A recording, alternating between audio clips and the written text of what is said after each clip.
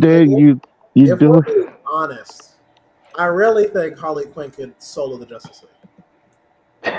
You know what Well, I if said, Tom Dave? King if Tom King was writing her, then definitely, yeah. Oh, we have Hey 31 audience, good to see you subscribers, there. by the way. I guess we've gone live once again, huh? Oh, yeah. What was that, Witch? We have 31 subscribers so far. Yay! Yeah, Yay! we finally have enough subscribers to match my subscribers on my channel. I don't even know how many subscribers I have on my YouTube channel, which I don't even post anything. I should probably start posting again in the future. Mhm. But I don't have anything Yeah, to by the way, post. people, don't get it twisted. I don't have videos for you, okay? I just Mhm. have subscribers for some reason. I don't know how people subscribe to me. Yeah, I have a couple subscribers on my socials are YouTube. up. Yeah. Friends I made over the years, you know. It really is about the friends we Also, made along the way. yeah. Mm-hmm. Also, guess what kind of cake I got for my birthday today? The best Red kind. velvet. The best kind, cheesecake. Yeah. Eat that cake. Okay. I love cheesecake. I don't Man, really like regular cake. I like cheesecake. Dude, our buddy Philly Superman, he has a signature cheesecake he makes for all his Thanksgivings. Man, he always brags about that. Like, Oh shit! Thanks, Jake. You're welcome. mm-hmm. Damn. Yeah, you thought it was just gonna be a small thing. But it wasn't. Yeah. I'm appreciative. Thank you. Well, I'm glad. Well, I'm glad the gift I gave Witch all those months ago counts for several birthdays. So yeah. There you go. Oh! You guys didn't hear, audience? You didn't hear? It is Witch's birthday. So Yeah, Yeah. as of 8:35 this morning. Happy birthday! Thank you. Witch. Audience, I also got a really cool tattoo, which you can find on my social medias. Yeah, there you go. Mm-hmm. When's my birthday? You'll never know because I'll never say it. Unless they want me to. You want to keep your age a mystery, don't you, Jake? I mean, I'll tell you my age. It's in the 20s, right? I'm a 20. Mm-hmm. I don't know. You just won't know when I was born. You just won't know when. You don't know why. I know. Yeah, you know. That's different. Okay, the people on this call, except for one, will know, but it's different. Okay? Mm-hmm. I'm But okay with being the oldest guy here, so. But if you guess my birthday accurately, you know what? Austin will pay you your medical bills. Gotcha. With what money? Mm-hmm. Oh, okay. Okay, y'all, you ready to start tonight? Yes. Yeah. Okay. Well, in honor of Witch, you want to do the honors today, Witch? Oh shit! I get these special honors. Go ahead. Well, welcome to a very, very special episode of the Comic Phanatic podcast, featuring me, Richter, also known as the Witch of Jotunheim, pronouns they, he, who is having a very amazing birthday, 22nd birthday. All right. And you're also here with me, Cryptid Seeker 415, the one-man defense against Spiderboy from the haters. And, you know, it's just me, your boy, Jake Tylenol, the one who slaughtered the Justice League, especially Batman. Killed that guy. Guy sucks. Trash. It was me. Anyway. It's me, Ace Comics. I'm just a Jake's groupie today. I'm JT Pop Theory, really mega fan of Wonder Woman, and I'm Richter Best Buddy. Mm-hmm. I'm sorry I killed Thank you, Wonder Woman. Vince, for showing up. Thank you, Vince. Yes, thank you. I'm sorry I killed Wonder Woman. It had to happen. It's okay. Mm-hmm. Like, you better be sorry. Hey. All right. And together I always Go ahead, forget, Jake. but together we form the Fanatics, and we talk about the news and reviews of the week. Oh, wow. Well, welcome. Gotcha. Welcome. Comic news. Want to put our socials up, Witch? Yeah, first of all, hey Vince, how you doing? Anyways, Hi, I'm here to do socials because that's what I always do when I'm here. You can subscribe to the YouTube channel to hold subscribers next time. Woo! If you want to follow us on Twitter, you can follow us at Comic Fanatic 69, and if you want to follow our Instagram, you can follow us at Comic Fanatic 2.0. If you want to follow me, the birthday boy, you can follow me on Twitter at Witch of Jotun with an E instead of a U, because I post things sometimes. Why not? And if you want to follow me on Instagram and TikTok, you can follow me at witch_of_Jotunheim. And JT will tell you their socials after I tell where everyone else is. Jake is currently in Colombia. I don't know why. Austin is a brick wall as always. And Cryptid, you know how to summon him. JT, it's your turn. Oh, my socials are TikTok and I would say IG and Twitter.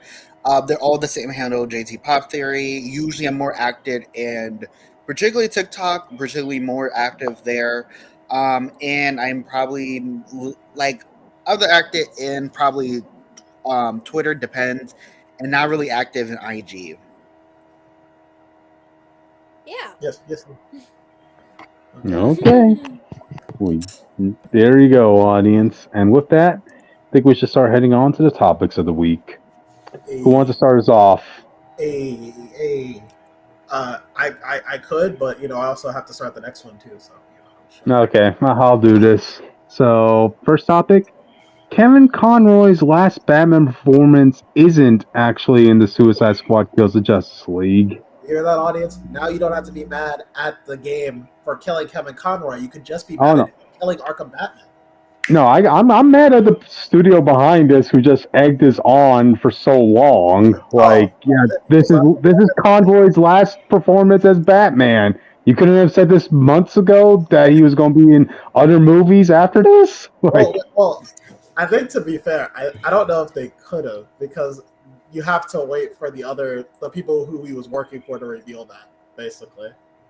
Right? Like and they conveniently they could have waited. reviewed it. He's literally in the first part of Crisis on Infinite Earth. They could have revealed he's in the next one. I didn't know he was in the first Yeah. I don't know a lot of people watch that movie, but his last appearance will be in part 3 of Crisis of Infinite Earths. So I heard because one of my friends also heard the rumor. Well, not rumor. It was basically said that he was also from the running for Batman Cape Crusader. They had him an option. Yep. More likely they were going to go with him because of course it's Kevin Conroy. Who else you will make the fans want to watch the show? But unfortunately his passing came. May he rest in peace. Such a talented man who is really our Batman. I'm kind of grateful this is not his last. I'm really grateful this is not his last. And I see. I just want to see where this goes, especially the last one where his last voice actor. It's really, guys, so heartbreaking. Yeah, that was not a way to go out. And Suicide Squad Kills the Justice League. If anybody's giving crap to Suicide Squad versus Justice League for that, then you know what? I'll say that game deserves that. I wouldn't say so, but I'll get into that a bit. But I wanted to answer, I thought it was NDAs, but I didn't realize that Crisis on Infinite Earths had Kevin Conroy in that movie in part one, because I didn't watch the movie. So I guess to Austin's point, I guess Austin would be correct. I guess they could have just said he's going to be The reason I don't really think that any of the hate is warranted is because Kevin Conroy took the role, and at any point he could have left. Yeah, and that's his role. No. So it's not, this role itself is disrespectful. The problem is he passed, and then they said as a tribute to him, come kill him. That's the problem. I think the hate for that is warranted. That would be kind of concerning. Not gonna Listen, lie. And also knows this because behind the scenes at the Game Awards, when they said that, I was like, bro, there's no way the internet's gonna. I said this was dumb. Why would you?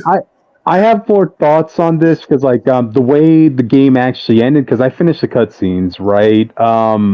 There might have been a different ideas. Kevin Conroy might have had a different idea as to where the game is going, but I'll save that for when we discuss it tomorrow, audience. So, just so all right. not really mad.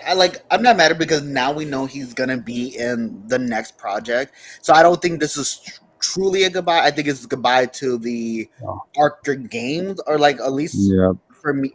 For me particularly, I feel like I also like it's so weird because as a Wonder Woman fan, I noticed that a lot of people were upset. Either you had a Batman fan who was upset, a Flash fan who was upset, a Green Lantern or a Superman fan who was upset. And when I was posted, a lot of people were like, yeah, I feel like Wonder was the only one who got at least better treatment than the rest of us.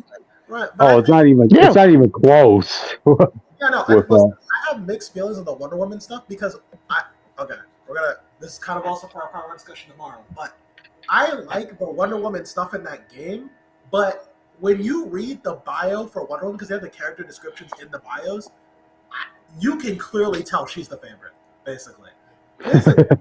Between because that role is great for her, but if you read the bio, it's like Lex being like, "Man, Wonder Woman is such a great representative of human society. We don't deserve her. She fights against the future, against injustice and toxic masculinity." I was like, "Come on." I wonder why they chose Wonder Woman to be respectful for out of all the Justice League members. You know, I wink, wink. Not really. I was like, we kind of like, so the Wonder Woman fandom will be, so she wasn't evil. I kind of speculate that, the fans, we all speculate, it's probably due her lasso of truth. A lot of people don't know that her lasso was able to resist any form of mind control, or like, if she's on with the lasso, it's help her to resist mind control or illusions. More likely, she's able to, like, because she's so close proximity to it, she's able to like resist. And this is canon and comic that most likely that's why a lot of telepaths has a really hard time to deal with her. When like Maximum Lord tried to control her, and she literally said it to his face that you can't control me. Oh, also to reach like real quick, it sounds very distasteful more than anything. I'm assuming this is from back when we were talking about the Kevin Conroy Batman. Yeah. Yeah, like I said, I think Wonder Woman's role in the game is actually great. It's one of my favorite arcs in the game. And like I said, I'll have more thoughts on it tomorrow. But in terms of like how they wrote it, I actually think it's fine, and I don't have any problems with it. But like behind the scenes, you could clearly tell the favoritism, and that's kind of where I'm like, eh. But like I said, I'm really holding back for tomorrow. Yeah, save here. So, audience, if you want part 2 of this discussion, hey, join us tomorrow, same time, same place. Yeah. I will not be here because I have a job. You have to be responsible, Witch. Come on. Yeah, I took time out of my birthday to be here. All right, audience, and with that, let's move on to the next topic. Jake, go ahead, man. Well, fellas, have you heard about the Sonic 3 boycott happening? I have no idea what's going to be happening. Please enlighten us. Is it what I think it is? Well, I'll tell you. So the Sonic movie 3 is one of the most hyped movies of the year. Go figure, by the way. Good on Sonic. Finally, public space, public eye, everyone respects him as a movie franchise. Okay? No, we don't. But all was well and good. And then Paramount had to release a statement, and I got the statement right here. Okay. So the statement from Paramount Global, they condemned an attack by a terrorist group named Hamas, as people know, and their attack of Israel and the globe. So they said, "We stand with the global. Never mind. We see innocent lives impacted. We stand with the children who deserve to be children. We stand united against all acts of terror and hate." So because of this, some Sonic fans have taken to pirating the movie instead of supporting it. Okay, so here's my take on it, which I think is extreme, because to me, Paramount is just like an entertainment company. From my understanding, they have donated in the past to Israel and Palestine through a foundation called Save the Children. And they've only done it once before. So they seem pretty much neutral on the subject. It seems like their statement was more so about for the innocent children of Israel, as opposed to like, the actual, what about the children of government. Palestine? Man? Palestine. Which they've also supported when they donated to them through the Save the Children Foundation. My problem with it is that they only did it once for both. There was only once for both. That was really it. But that's my thing. Like, boycotting this movie doesn't really solve anything. Mm-hmm.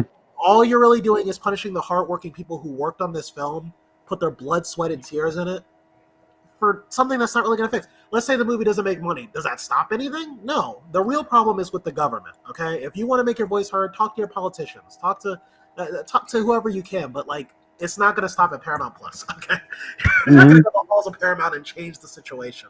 Honestly, I think it's kind of silly.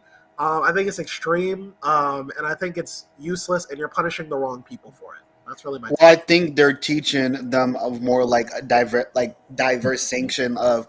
It's like similar with a lot of people why people are not gonna buy Marvel comics, because you like, oh, it's not a good. It's like, okay, is you punish the people who are working, but consciously you're like, do I really want to support a company that is like, okay, you're kind of neutral, or at least you're kind of like instill like I think any person, I feel like consciously you can't support it. I'm like, and I can understand why people not. I never heard about this. Usually, I'm like, I'm not I'm not in the Sonic fandom, so I'm like, can I be honest with you? I thought this was about something else. Yeah, that's what I say. I thought it was about the character of Maria from No, I wasn't. Yeah, that's what I was saying. People don't care about Maria. Everyone decided Sarah died. That's literally just the story. Yeah, that's what I thought. I thought it was about cares. like her being casted as black. That's what I heard. She's not black. She's white. We literally seen her. I know, but I don't know. I don't watch it. But listen, that's what Richter told me, and Richter was like, "Who's?" I was like, "Maria." I'm like, "Isn't Maria's a bad?" And I'm like, "If they would like cast a black voice actress," I'm like, "Well, you can't see the actress." You really just spreading false information with this? I didn't know what this topic was about, so that's what I thought it was going to be. Yeah, same here. People, y'all really want to see a little black girl get shot? That's all you're doing. That's the whole role. But listen, either way, she gotta die. The thing about it is, to me, like, we live in the country of the United States of America. So, like it or not, a lot of different people are going to have different opinions on us. Now, the people in charge are the people we complain to. But when it comes to like companies, again, as long as they're not like actively supporting anything, like they're not actually like, like if Paramount was like, oh, we support the Klan, we're actually donating half of them tonight. Like, I'd be like, okay, well, you know what I mean? But like, it's like, hold on, Vince placed a comment in our lovely comment section. Oh, hello. Yeah, I naturally. Oh, sorry. I think that's the problem too. I think it's because it seemed like either they must make a statement and they must pick a side, and they pick. And I feel like neutral.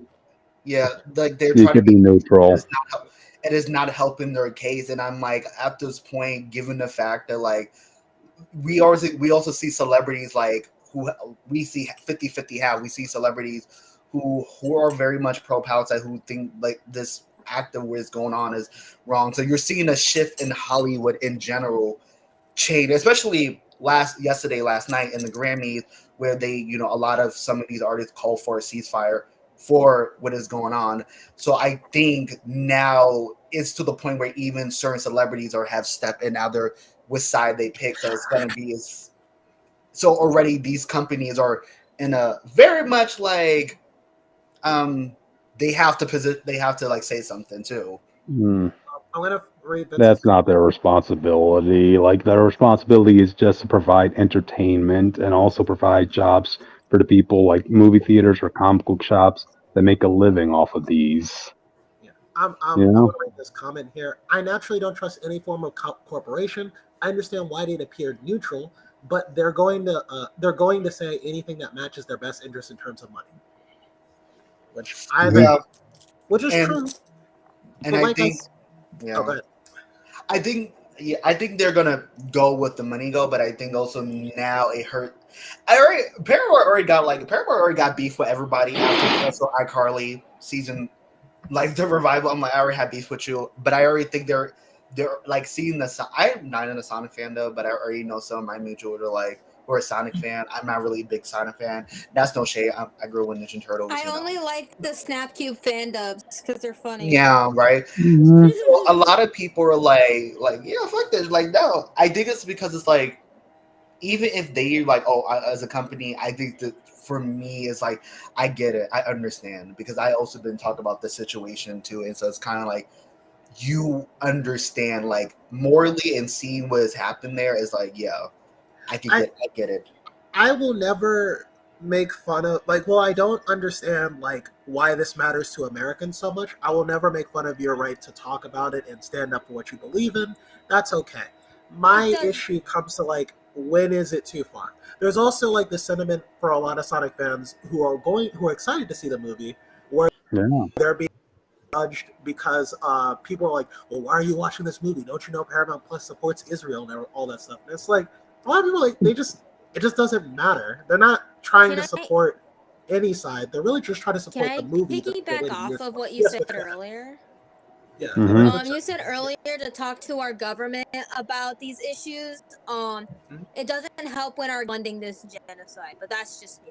Yeah, that's what I'm saying. Like, saying like what they're actively like backing up, and when people like, oh, what is weird for America? I'm like, I feel like especially I think people forget like Palestinian Americans, or like even the face of like Jewish Americans who are very against it, like against the genocide, and very much been openly, like been very outspoken, and very Arab Muslim people who are pretty much, because of this situation, has been receiving either Islamophobia or the high rise of anti-Semitism, all that stuff because of this conflict. So of course, I think these groups have mostly living in this country and pretty much globally has like, of course they take it serious, and of course I think any marginalized group who are in solidarity with them, we see this as like, this is like a humanitarian crisis. So we see it as like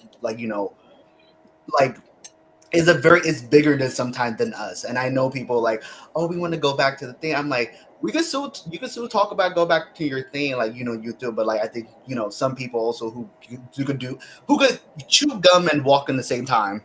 Mm-hmm. Yeah, no, like I said, I'm not even against all that. Like I said, I just draw the line at when it comes to entertainment companies. Like unless it's a company, or unless it's like in the movie, like Sonic's like support Israel. You know what I mean? Like,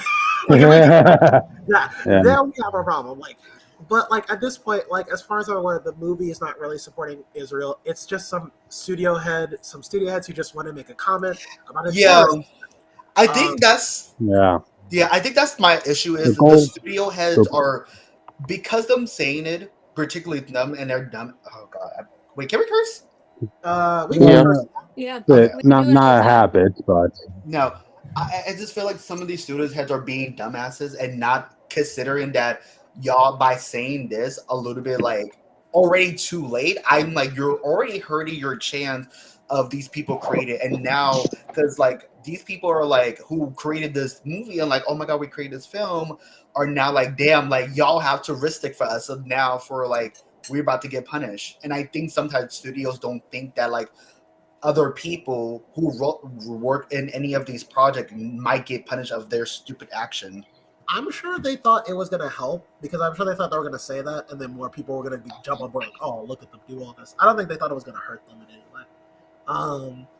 But like I said, I think at the end of the day, I think people just need to be able to know when to draw the line. Like they need to know that not everything needs a hostile reaction. And like I said, it's like the people, and to be fair to those people who are boycotting, they're not saying they hate the movie. They want to watch the movie. They just don't. They want to watch the movie. It just, they want. It's like it's almost like they want to watch it, but it's like also they know it's like. That's what they're drawing like they will watch it. Like, let's be for real. They're gonna watch it when like when they other ways around it. I'm saying. So it's kind of like they want to watch it because of course they love Sonic. I think any person grew up liking Sonic, but I think they're like humanity come for just entertainment a little bit sometimes. I think when I go to a movie, I just want to have a good time. When I watch a movie, I just want to have a good time. I don't want to feel like I'm trying to save the world or save the environment. No, I just want to watch it, chill out, and all that stuff. And I think the flip side of the boycott, which is like to me short-sighted, is like, so what if it's an effective boycott, right? Then you've like hurt this movie, and maybe you won't even get a sequel to it. Like, what if the movie is like the best they've ever produced? Now all those people got hurt; they can't even continue on with what they were doing because of this boycott. And it doesn't. And at the end of the day, like I said, the end game doesn't affect anything. Once just because Paramount loses money doesn't mean anything's going to stop with Israel and Palestine. You know what I mean? You can't just boycott anything blindly. You have to think of the end term, the end game. That's what made the civil rights movement so effective. They boycotted what they need to. They picked their battles. You know what I mean? Exactly. So that's what I'm asking. And I implore anyone who is thinking of boycotting the movie to really reconsider. I don't think this is the move.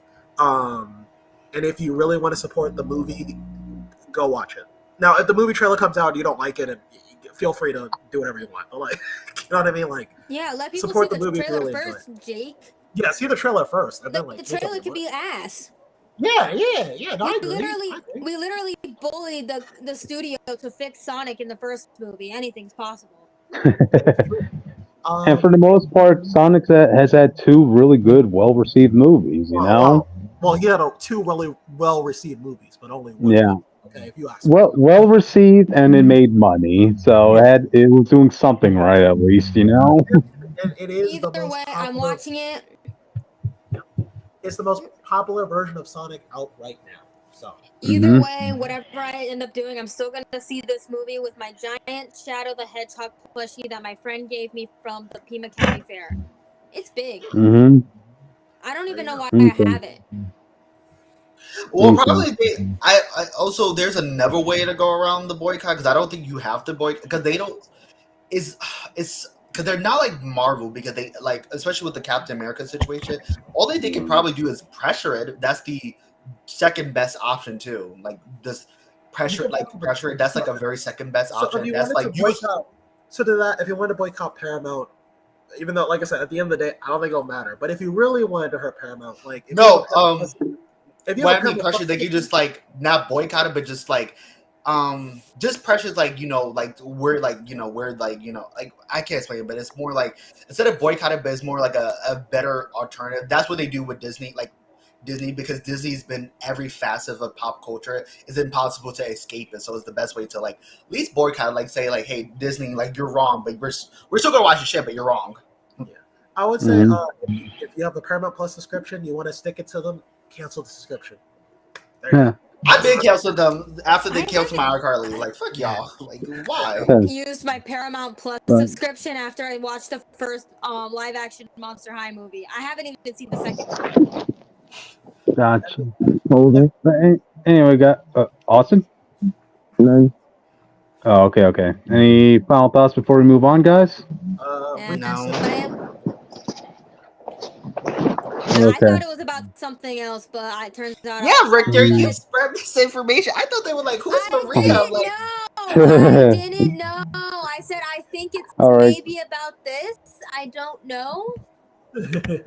Okay. I'm not spreading misinformation if I don't know what's happening. Okay. But anyway, what we do know is what the next topic's going to be, and I got this one.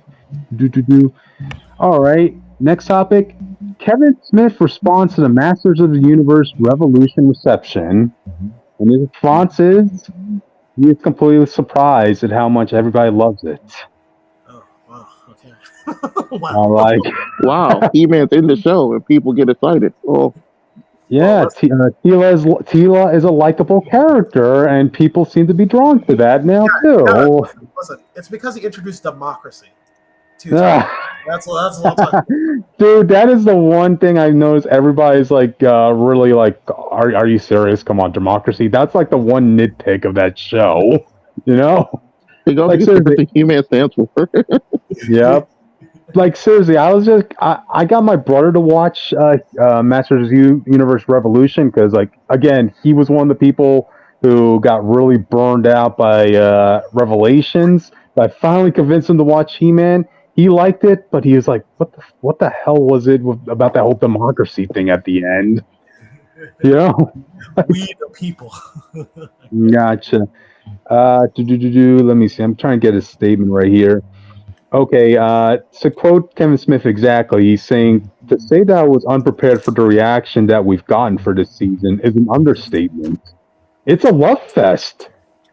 People absolutely are saying the nicest things they ever said about my work. Right now, that series has 100% on Rotten Tomato, and damn, Which we opened up. which We gives opened up the. I'm also happy that he sees this too, because that means like he knows that people are just hating on him because they know there's a thing that people are looking for. Yeah. I think it's a beautiful thing for him. You know. Yeah, good. Yeah, I mean, really good for him. I mean, I gotta admit, I did lose a little bit a lot of respect for Kevin Smith after not just what he did in the last season, but overall his reaction to the fans. Because like Kevin Smith, dude, his reaction to Gaslight. Yes. There's no changes. What are you talking? It's the same thing. And what's always been. Yeah, it's just a bunch of online trolls that are hating on this show, and I'm like, dude, you made a career being a nerd that hated Star Wars, dude. Come on, you know? Shu says, "Congrats to Kevin. What a fella." Yeah. I mean, good for him. It's a win-win for everybody, you know. He gets credibility. He gets the credit for making up for last season. The audiences are happy. We're all hoping for a season, 3 or 4. I'm confused by this actually. Technically 3. Technically, it'll be season 2. Yeah, season 3. Revolution is just 2 parts. Yeah. I mean, the first part was the same thing. Yep. Let's see. I'm trying to see if there's anything else he said about this. Yeah, again, win-win. This is a surprisingly fast topic, you know. Anybody else want to say something before we move on? Yeah, like I said, I think it's important for writers in the space to know that like their work isn't always just being hated just because. I'm not saying there's not. I'm not saying there's not instances of that, like where people are just overreacting, but it's always nice for those writers who do experience that backlash to know, like, no, there's a thing that fans like, and you are capable of providing it. Basically, there you go. You know, hey, no nerd of a fandom wants to come into property to hate it. You know, but when they're saying when they're saying their criticisms of what they don't like, and you're just disowning those criticisms, it rubs people along the wrong way. But hey, I hope this experience really gets down to Smith, you know, going forward. Yeah. Hey, it's okay to listen to criticisms, you know? Yeah. Alrighty then. Man, that was fast. Who wants to do the next one? I'm waiting for the last one. It's either Austin or me. Austin, what do you want to do? Do you even know what it's about? Yeah. Go ahead then. All right. Well, it's a battle of the Hollywood studios, Disney and Sony. What should Spider-Man 4 be? This topic is really because Sony is interested in continuing the multiversal saga of Spider-Man by returning Andrew Garfield and Tobey Maguire in Spider-Man 4. Kevin Feige's like, nah, I want to do my own thing. And he wants to do a more grounded, street-level story, which I think is kind of what Spider-Man needs right now. So, especially since that's what everybody was asking for with MCU Spider-Man, because the biggest complaint. Well, the thing I've seen people most say about Spider-Man is that he kept being too techno savvy, you know, or too high up to be a street level character, you know. I don't mind the tech, but I do mind like the multiverse stuff was fun. It was fine, but it's gotta stop. You know what I mean? Yeah. You can't top the moment you already had with Andrew and Toby. Anything after that, that's just milking it, you know? Yeah. Now, after a nice healthy break of Spider-Man movies, like what if they want to come back and be like, oh, we haven't seen it in a while, like a Secret Wars? Okay, yeah, go ahead. But this is Spider-Man 4. We finally got Tom in his full destiny of being a true Spider-Man. Because that's what his trilogy was about. Let's just have a movie where he's just Spider-Man. You know, just Spider-Man doing Spider-Man shit. It's interesting because I think Sony Spider-Man versus Disney Spider-Man. I feel like because of Into the Spider-Verse and Across the Spider-Verse, I think Disney has a hard time because Homecoming and Far Away, Far from home. I think it was very much like they were strong, but compared to like Into the Spider-Verse and Across the Spider-Verse, only one I feel like that compete with them was like Spider-Man Far From Home. Like, you know, that was the one, like the third one was really the strongest. Mm-hmm. So now I'm like, you know, live action Disney Spider-Man beat any of the, you know, the live action Sony stuff. But I'm like, in animation, if you verse those two, I think we already know who's the end the fighter, like, you know, the very much like winner of that too. Mm-hmm.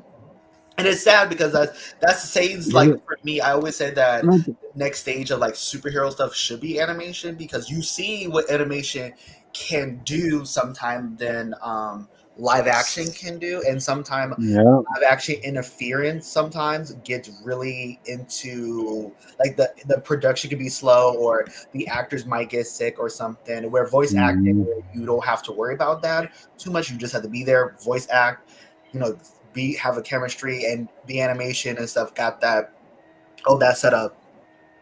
Mm-hmm.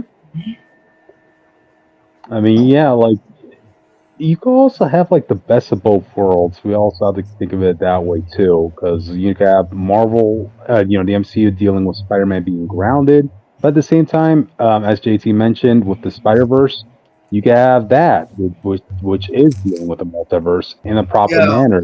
You know.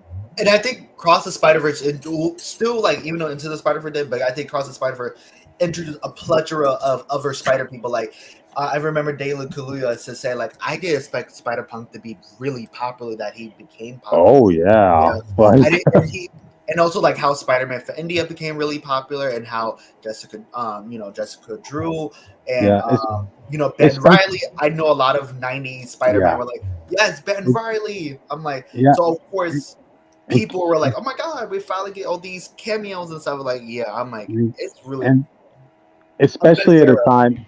Yeah, especially at a time where people are getting sick of the multiversal concepts, but then you saw what Sony did with Miles Morales' movies, and everybody liked the way that was being used. You know? Yeah, I think it works because I said before. Like, I feel like I feel like a broken record, but I feel like animation could do more than live action. So you're able to get these characters too. For a character like Spider-Man, yes, I could agree with that, because you know Spider-Man has to be agile, he has to be nimble, and all that stuff. And there are certain limitations you can do with a live action performance compared to an anime one. You know. I also think, like, I love live action. Don't get me wrong. I think when they do street level, they're in their bread and butter. Like, we have seen when they do street level. I think when they try to do multiverse and all that stuff, it's always it falls short for them a little bit.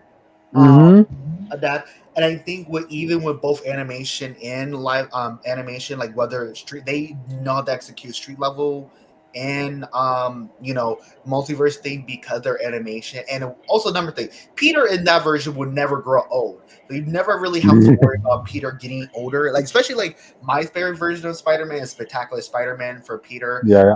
Of course, you are able to get teenage Peter and more fight with like my favorite villain, Tombstone, the Chameleon, Vulture. You know, his tanglement with, like, you know, Black Cat and stuff. So it's kind of like, again, you don't have to worry about Peter aging up. And with Tom, you could look at Tom, and Tom is getting older. That he's, you know, that's a good thing. He's getting older, but you know, eventually, you don't know how long he wants to play this role, or how long he want to, you know, pursue other things.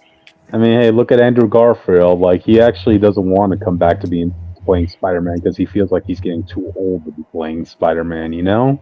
Yeah. Even though people were surprised that he was 40, and they like, wow, you look like you're 30. Like, yeah, he has a baby face. Yeah, some people just have that. I mean, I think with Toby, I think everybody's okay with him being like the veteran Spider person. So if you want to have him, you know, visibly be aging, you know, go for it. He's really like the first mainstream live action Spider-Man that was of notable notoriety. You know? Yeah. I also want to put into that. I think one of Tom Holland's Spider-Man's best things that the other Spider-Man don't have is the ability to have a supporting cast. I think it's also one of my problems with the Tobey Maguire movies is that like the supporting cast isn't really that strong. It's like MJ and the hilarious, legendary J. Jonah Jameson and his crew. Hey, JJJ! Outside of that, it's like I don't really like Toby. Toby's kind of isolated to himself, so it's like if I really have to do well, you know. if you're the one superhero in your whole world, I would expect you to be the center of the universe at that point, you know? That's why like, Spectacular Spider-Man did it better, and I know it's a show, but bear with me. What I liked about that one and Tom's version, that you got some things with the side characters, like his classmates and stuff like that. But it's why I kind of like Far From Home. Well, it wasn't like Spectacular, like you didn't see character development for all the side characters. You did get to see Ned's subplot with his girlfriend, like oh he does stuff outside of Peter. You got a little bit of Flash Thompson, how he likes to flex a lot, but you get this implication that he's really just jealous because Peter gets to have loving moments with his aunt, but he doesn't have a loving family himself. Things like that. Peter's relationship with MJ, a better relationship than any of the other Spider-Man, just saying. So I liked all of those things. Yeah. And I think if having a multiversal Spider-Man where it's just about Toby and Andrew again will kind of limit the amount of side character stuff we can add in, like a lot of ways to like Peter's world, I think.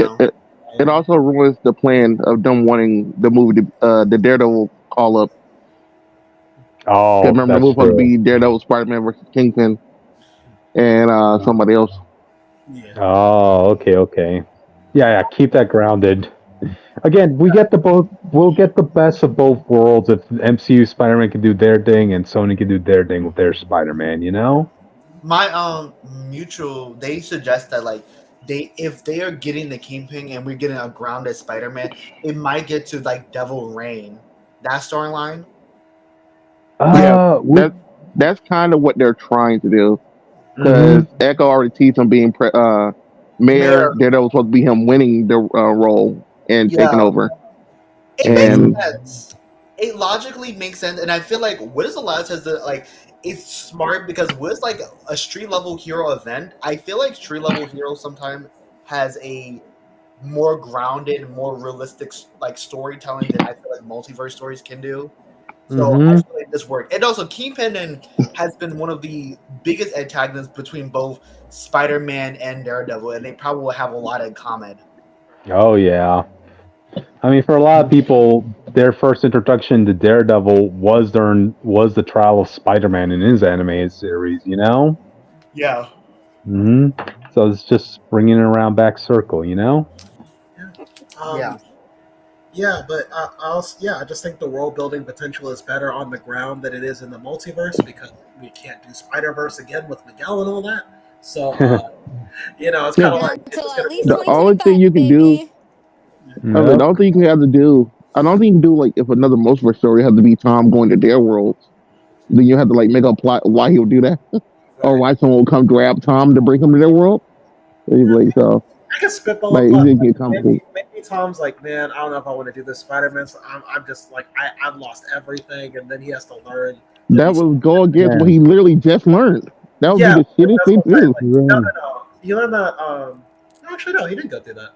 Man. Yeah, that's literally the end of the movie. Him learning that he had to do this to be Spider-Man, him becoming the idea of what Spider-Man is. So having him be like, well, this one last year sucked. I'm saying it would be terrible.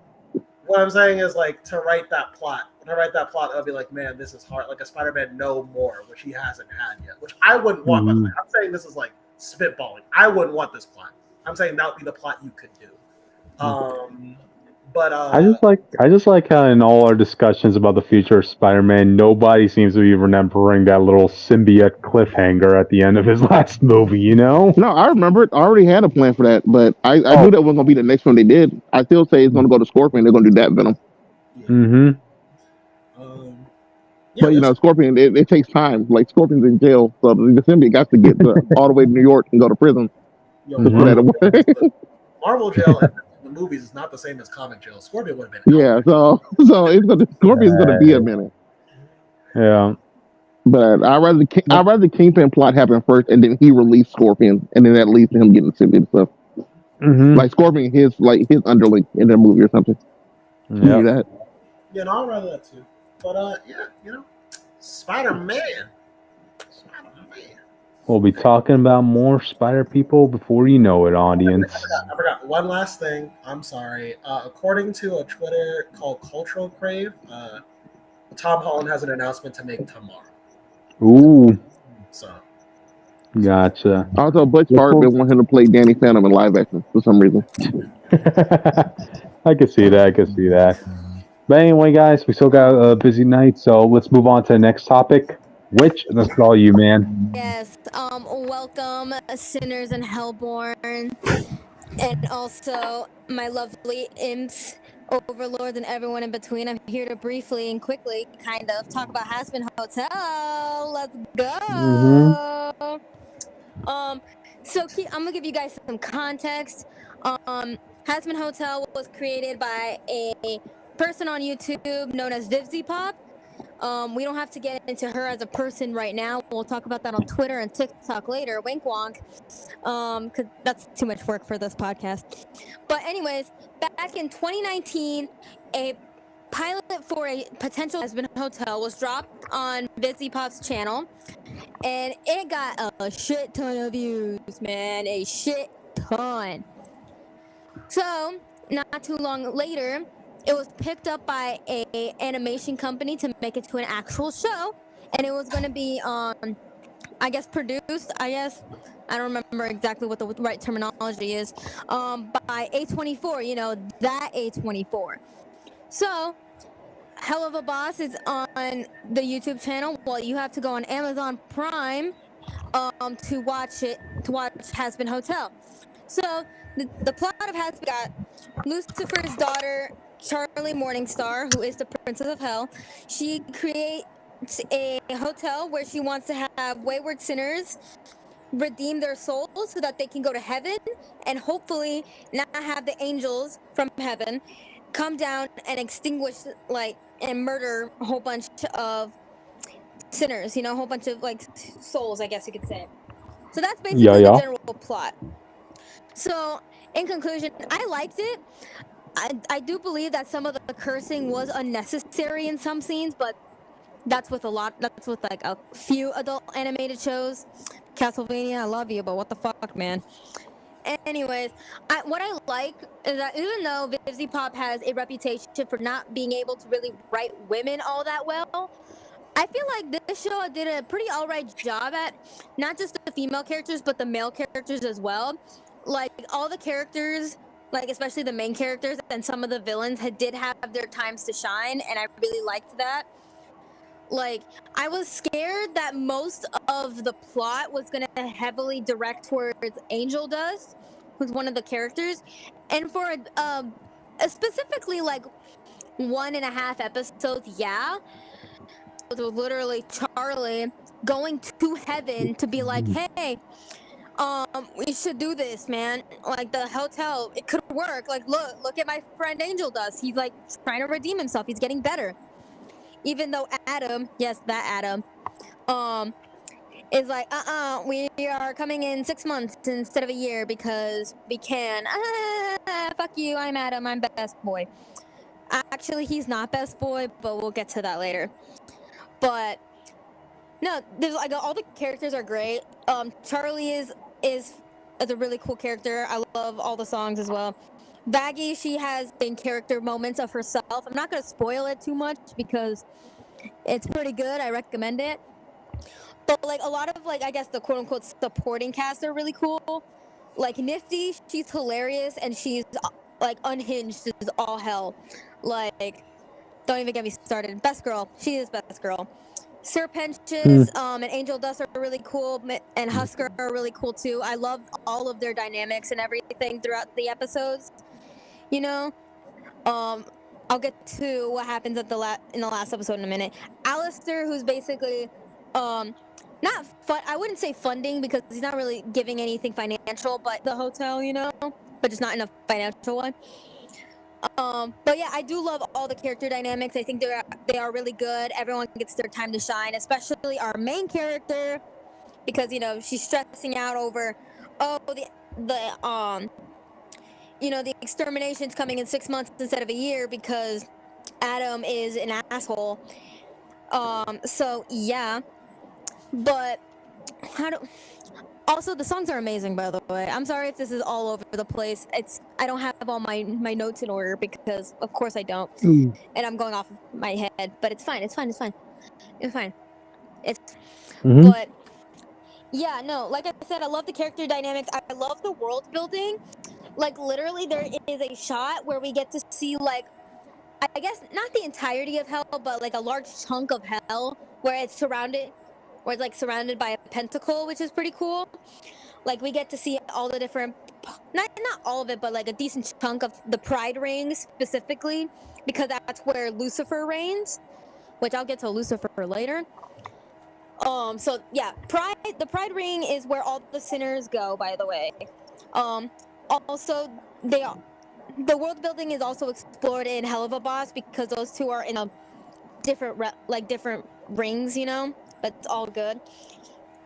Like a lot of like the side characters are really cool too. Like the overlords are really cool, especially Rosie, Best Girl, and Carmen, Best Girl. The V's, who I know definitely are going to be future villains in the next season. So Velvet, Vox, who hates Alistair for whatever reason. I think it's because Alistair is so unhinged with his radio broadcast. He is known as the radio demon, by the way, if you guys were curious. And Vox is literally a guy with a TV head. It's great. Who is very important to Angel Dust's story because Valentino has Angel Dust's soul. So that's fun, I guess. It's actually not fun, but whatever, you know what I mean. But yeah. And I can't wait for what's going to happen in season 2. We have so many things left unanswered. I'm going to talk some spoilers, by the way, if you guys were wondering right now. So if you don't want to get spoiled, just skip ahead after the live stream ends or just come back in like maybe 5-10 minutes. I don't know yet. I haven't decided. Anyway, so in the last episode, the Adam Executioner Angels, they come down to hell after Charlie was able to rally up everyone in Cannibal Town, which is run by Rosie, who I mentioned before. She's one of the overlords and Alistair's bestie over here, which I'll get into their relationship later. I love their relationship. My favorite queer platonic married couple. Don't worry about it. So yeah, after Charlie was successfully able to get all the citizens of Cannibal Town to help him out, and Vaggie was able to be able to get a whole bunch of angelic weapons to kill the angels, because that's how you kill the angels in this universe. You have to kill. Don't worry, there was a whole song about it. Carmen, I love you. But like, yeah. Basically the angels come up and there's a massive fight and everything. Sir Pentious, him and most of his eggs, like his egg minions, I guess you could say, were almost able to blast Adam with a death ray, but it didn't work, so that's great. But at least he got a kiss with Cherry Bomb, so that was really cool. Cherry Bomb is an Australian demon who is friends with Angel Dust, by the way, just letting you know now. Wink wonk. And the characters in the show. I'm sorry if I'm rambling all the time. But Oh no, I heard about this show, and it was like real. It became really popular on TikTok and Twitter, and Twitter too. I'm like, TikTok has been all over, and I'm like, what is everybody talking about? And usually, I don't know why. I usually used to talk about mostly movies, so I'd mostly be like, but now I need to watch the show to see what everybody's talking about, and like see what all the hype is about. Yeah, I want to be able to talk with you more. That's why I'm being very brief with this, besides for the last episode. But besides the point. So, this episode is temporarily, not really, defeated. He basically fled from the fight with Adam because he was going to get murdered, man. He doesn't want to get murdered. But Vox is happy that he has disappeared, but that's not important. He has such a hate boner for Alistair, and it's funny as hell. Anyways, but keep in mind, he did show up in a previous episode, but before Charlie was able to get murdered by Adam, guess who shows up? I want you to place your bets. Guess who shows up? Lucifer. Yeah, Lucifer shows up, and he's like, "You're in my house now, and you're gonna check." We ain't doing that shit today. And basically, Lucifer was just teasing Adam the entire time, which is hilarious, by the way. He's like, oh yeah, like your first wife didn't mind what I was putting down, neither was the second. Ayo. Adam was not having that shit. But don't worry about it. I just want to say real quick that from what I've seen of this show, Lucifer is the best part of it. Oh yeah, he's one of the best characters in this entire show. Like the scene at his debut episode where he's hanging out with his rubber ducks and Charlie calls him and goes up to the hotel was just great. He was like, "Take that, depression." That's me every single day. By the way, I was gonna say, what isn't like every time we have an adaptation for the devil, like Lucifer? What isn't Lucifer isn't the best part of any show? You're not wrong. You're not wrong. Not at all. But yeah, no, basically, Lucifer got some pretty good hits in, but he didn't do the finishing blow because Charlie was like, don't kill him, just give him some mercy. And he was like, how does mercy taste, bitch? But guess what? Remember when I said that Nifty wouldn't cast? Well, she actually was the one who killed Adam. Like this tiny little bug woman killed Adam. Like with the knife, and she's like stab, stab, stab, stab. Honest, and like literally when Lou, who is Adam's right hand man, like when she pulls up, like you can see Nifty just like skipping away, and it's so funny. Like I just think it's really funny, and also some of the voice cast from Hell of a Boss came back for this show as well. Like Brandon Rogers in Hell of a Boss voices one of the news reporters.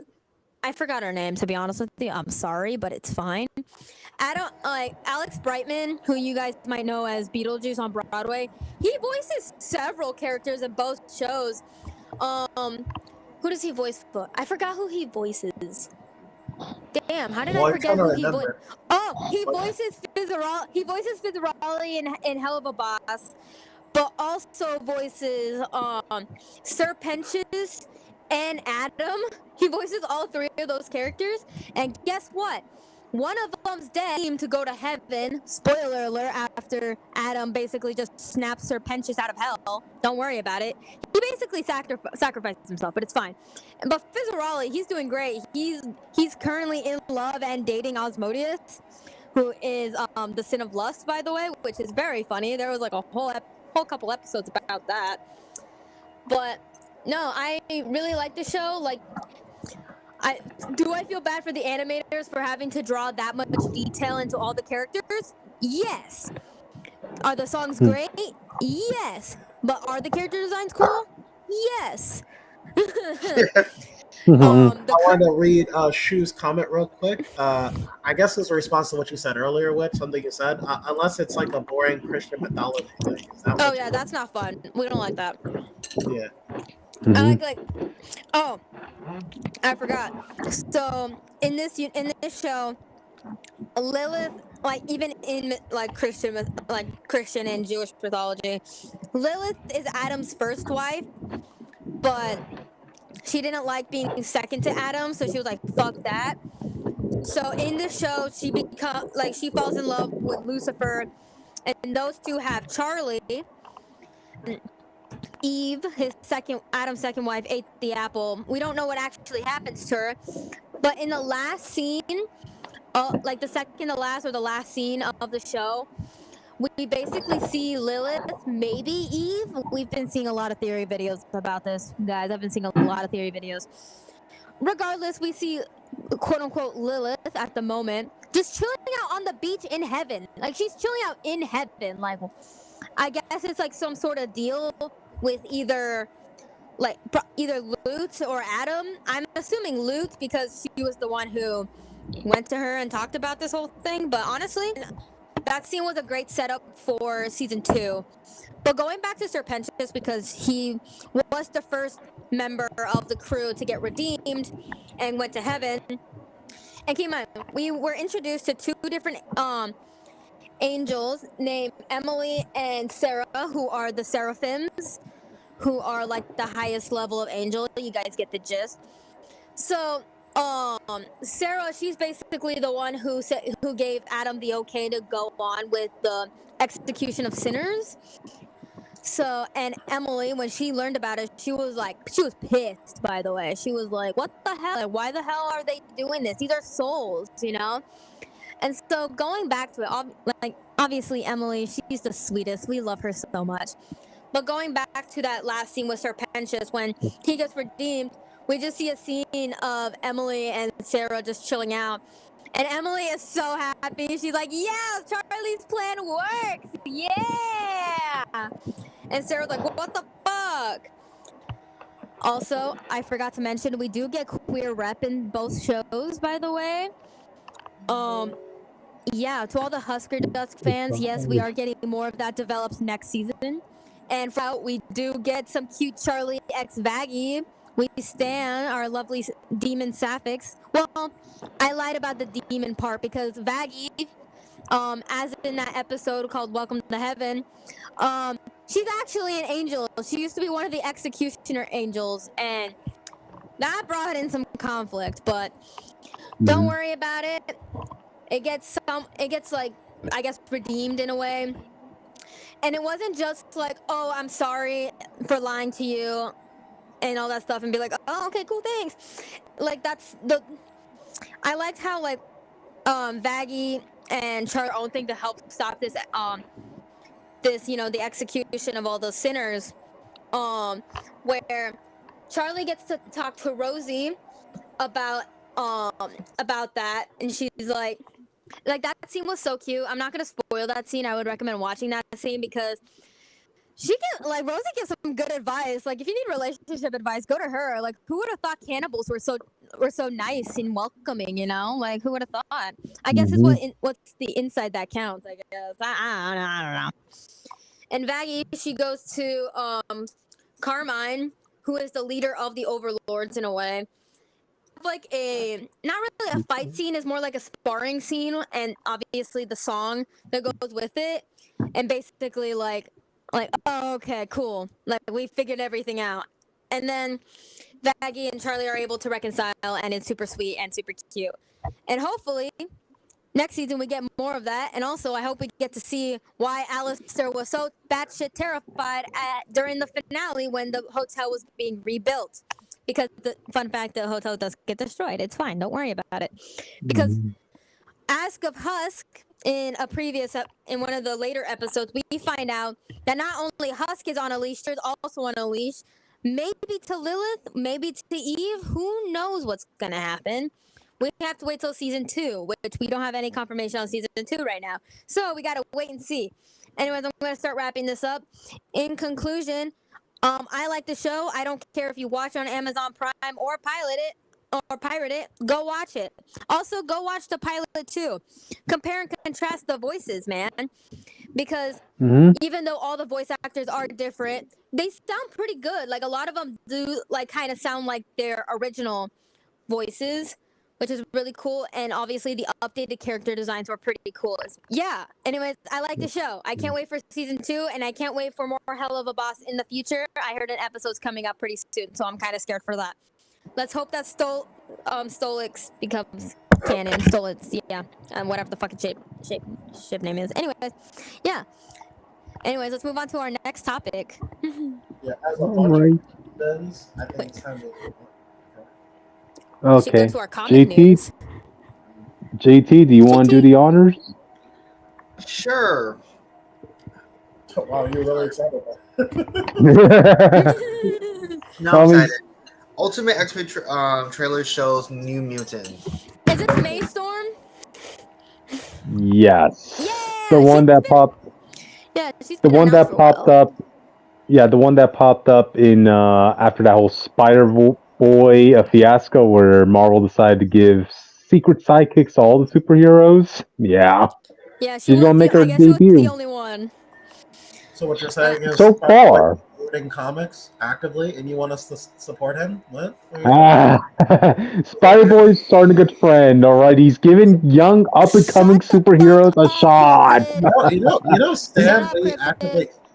Stan Lee actively hated the idea of sidekicks, right? That's why not a lot of Marvel heroes have it. Long lost sidekicks, okay?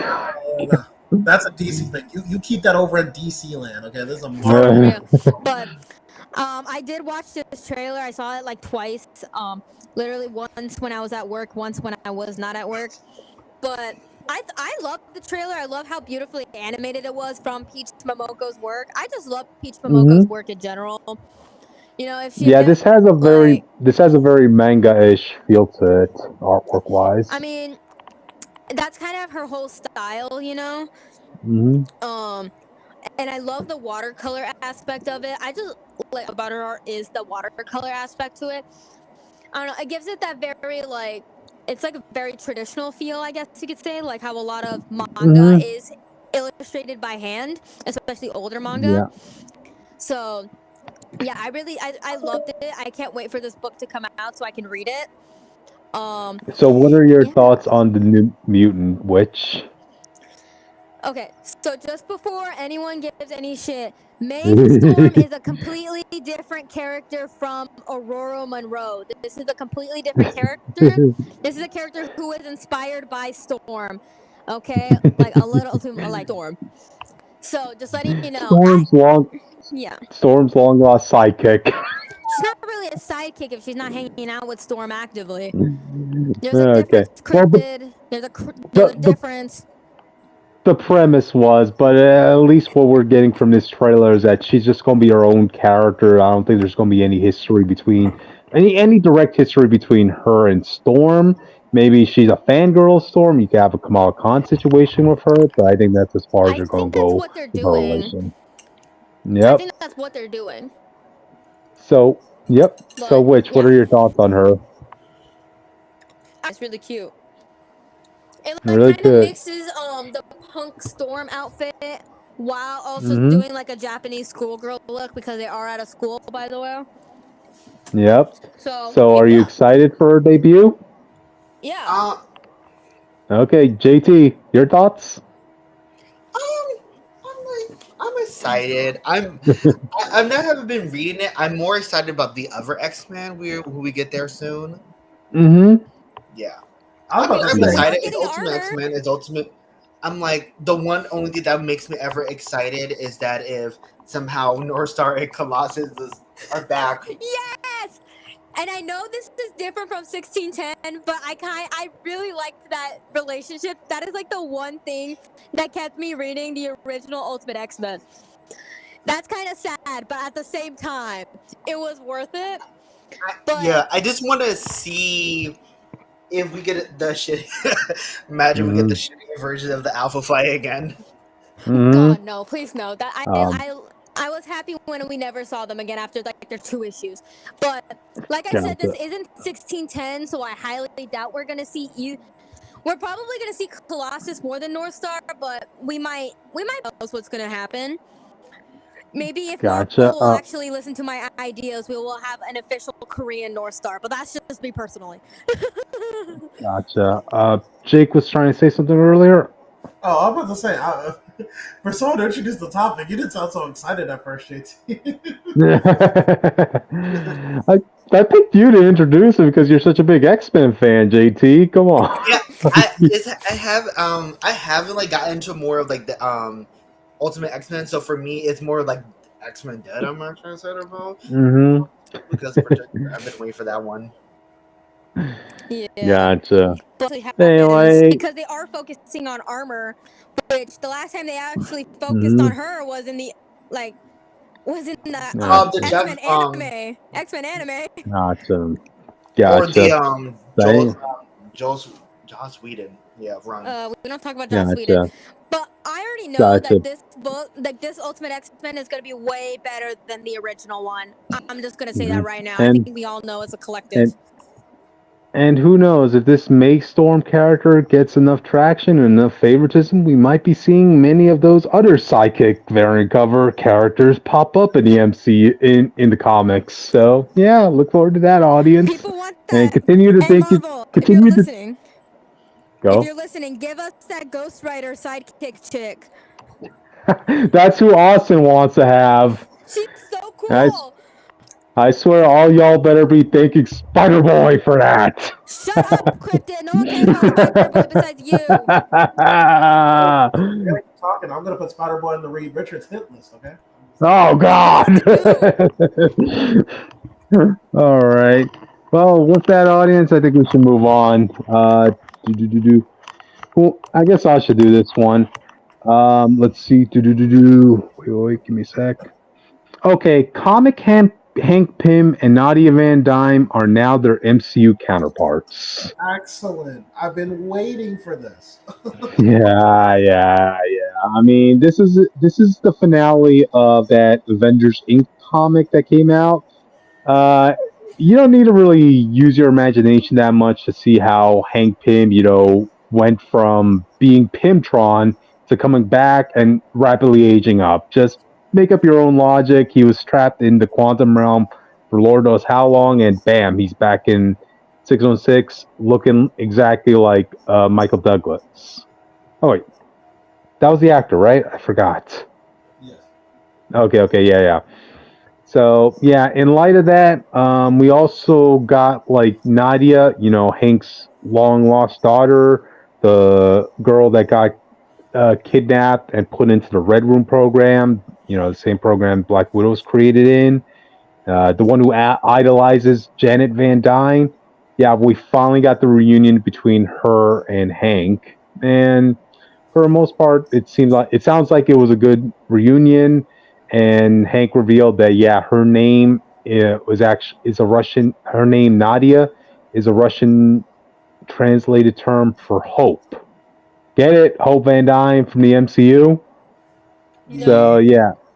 So Nadia gets herself a haircut, gets short hair, and now she's going by Hope. Yeah. Yeah. Well, here's the thing. Were you reading it? I'm a Nadia Van Dyne fan, but I wasn't reading this book. I didn't know it was going to be that much of a Hank specific story, Well, I'm just saying, like, if you read the characters the way they are, they may stay the same. I'm just saying, you don't see Peter Parker turning into Tom Holland. I know. But I guess in Hank's situation, this is pretty much the best fate he could ask for, because there's no way he's going to go back to being Ant-Man. That's going to be Scott Lang from here on out. Giant Man's already taken, and where do you really leave Hank at that point? We can also do a team up with the irredeemable Ant-Man. Yeah. I want them both to go in the girls' locker room together. See if everybody's gonna hold that against Hank over the Ultron and the slapping of his wife. But yeah. I just think that's the best possible fate for Hank at this point, because he's been around for years, combined with Ultron, and come on, who wants to be combined with Ultron? Vision. Yeah. Mm-hmm. I'm ready for Nadia, if I'm being real. I like Nadia a lot too. Between the M-Men has always been Scott for me, and that's because Scott from the 90s, and then his adventures with the Future Fact, like the Fantastic Four, where he took over, and I think he had a huge story arc, and I love his little mini issues with him and his daughter. So he's always, I don't know what it is. They symbolize I feel like the Flash for me, in the sense they both took the mantle, but I feel like Scott for me is the true Ant-Man for me. He's Hank's the OG, though. It's Hank is what's his name, Jay Garrett, and Scott is Barry Allen. If Jay Garrett beat his wife, which he did not. Dude, I just can't wait for like 20 years from now. There's a new multiversal event that's destroying the universe, the multiverse as it is, right? And it's up to Hank to save the destruction of the multiverse. But then somebody's there saying, yeah, we like your plan, Pim. We like the machine you make. We love your contributions to starting the Avengers, this and that. But you slapped your wife, so we can't associate with you. That man beat his wife. Reed did horrible things to Sue, but nobody brings that up. Listen, he's got a long list of sins. Okay, that's all. Yep, but yeah, again, is what it is. I'll still be sticking with Nadia, seeing where her journeys take her. Yeah. So yeah. Anyway, all right. With that, we're done with the comic reviews. I mean, the comic news audience. Now we're down to the comic reviews. Which start us off, man? Hello, we're here to talk about Dead X-Men, which they're I told you David wasn't. I told you that David wasn't actually fully dead. I'm so happy. The lineup is the one I'm like, yes, Prodigy, Pharaoh. Like, she is my favorite X-Men besides Monet. I'm rooting everybody black. Prodigy, her, like, it's pretty much at this point I'm just rooting for them. Jubilee, love my girl. Dazzler, come on, pop star, like, icon, and Cannibal. Let's be real, bisexual came with Sunspot. Definitely, 100%. They're definitely some sort of fruity. I love the artist. Who is the? I forgot who's the artist. Cannonball and Sunspot. Yeah, a lot of people. Yeah, you ever? Yeah, do you not like? They're bro. Also, their comic, they're very like. They're like, even though like they're friends, it's always like weirdly hinted of like their very flirtation nature with each other. Like, it's always been there. Yeah, they're best bros. Yeah. Okay, so the artist, the main artist is Jonas Sharf? I don't know. But anyways, let's get to the plot of the book, shall we? So it starts off with a big crack of lightning, and we're in the treehouse in New York City, but it's fine. Because guess what? Guess who we get to see? Our lovely X-Men friends who died during the Hellfire Gala. Yay! And so that's fun. But guess what? They're gonna have to escape Ilyana Rasputin because she became the Lord of all Hells, which not fun. So they have to like escape that. But like, don't worry, they're now at Atlantic Krakoa, which is currently being held in the White Hot Room. Yeah, that's what I said. And I'm just gonna say this one thing. In this specific art, I don't like how they did David's hair. It just doesn't fit him at all. But that's just me personally. Yeah. It's kind of like they went back and forth with the hairstyle, or at least I like it for the first panel we got it because it was very detailed. But then, like, once we got into like the next one, it's like, oh. Yeah. But don't worry. After they all, descended to the ground because they were in the air for a minute, we get to see Cannonball talk to Ascani, aka Rachel Summers, and Ray Charles was like, "Hey, can you make sure these guys like come back in any sort of way?" And she's like, "Yeah, no worries." And we also find out that all of the mental blocks that David had in his mind have been released, so now he can use his powers at full capacity, which is fun. Thanks, guys. This is gonna work out really well for everyone. Maybe, who knows? Yeah. I don't know if I'm being sarcastic or not. But basically, Rachel's like, "Yo, you gotta like stop Moira engine pathways. We gotta like, we're running out of those. We gotta go find Moira. You get the gist. Now go." So they jump over to Moira engine 2.4. It's the Roman numeral 2 and then .4, by the way, 0.4. And when they get there, they can't breathe because it's the end of the world. So 15 years after the end of Earth. But don't worry, they are teleported.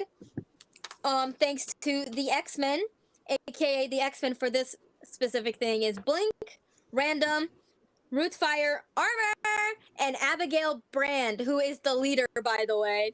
She's a very interesting person, by the way. She survived everything. So, she kind of survives. She is. Alexa, play Survivor, please. Yeah. So yeah, basically she's the leader of this group of X-Men, and they are currently on the Akanti, I think that's how you pronounce it, Born Araco, so the final mutant refuge, which is like this giant living flying island type of deal. Kind of looks like a whale. Look like a whale. It does look like a whale. But don't worry, David's having a major headache because he's absorbing everyone's knowledge all at once because that's his deal. And Abigail's like, yo, the longer I'm in the dark, the more likely I want to shoot you guys. And so Jubilee's like, yo, this is like his ability, he's able to absorb everyone's like memories and knowledge and shit like that. That's kind of his thing. You know? Yeah. When I saw this, I'm like, what if this now is his mental block? Because he's already powerful, but now he knows what happened to Earth. Like, I feel like this level of power should push him into alpha level mutant. Because his abilities now got more advanced. And maybe if he's lucky, maybe Omega, but that'll probably give him a giant ass headache forever and ever and ever. So probably not. But it's in the realm of possibility. But yeah, he does reiterate what did happen in this world, I guess you could say. Thanks to this old ass man running the strings and everything.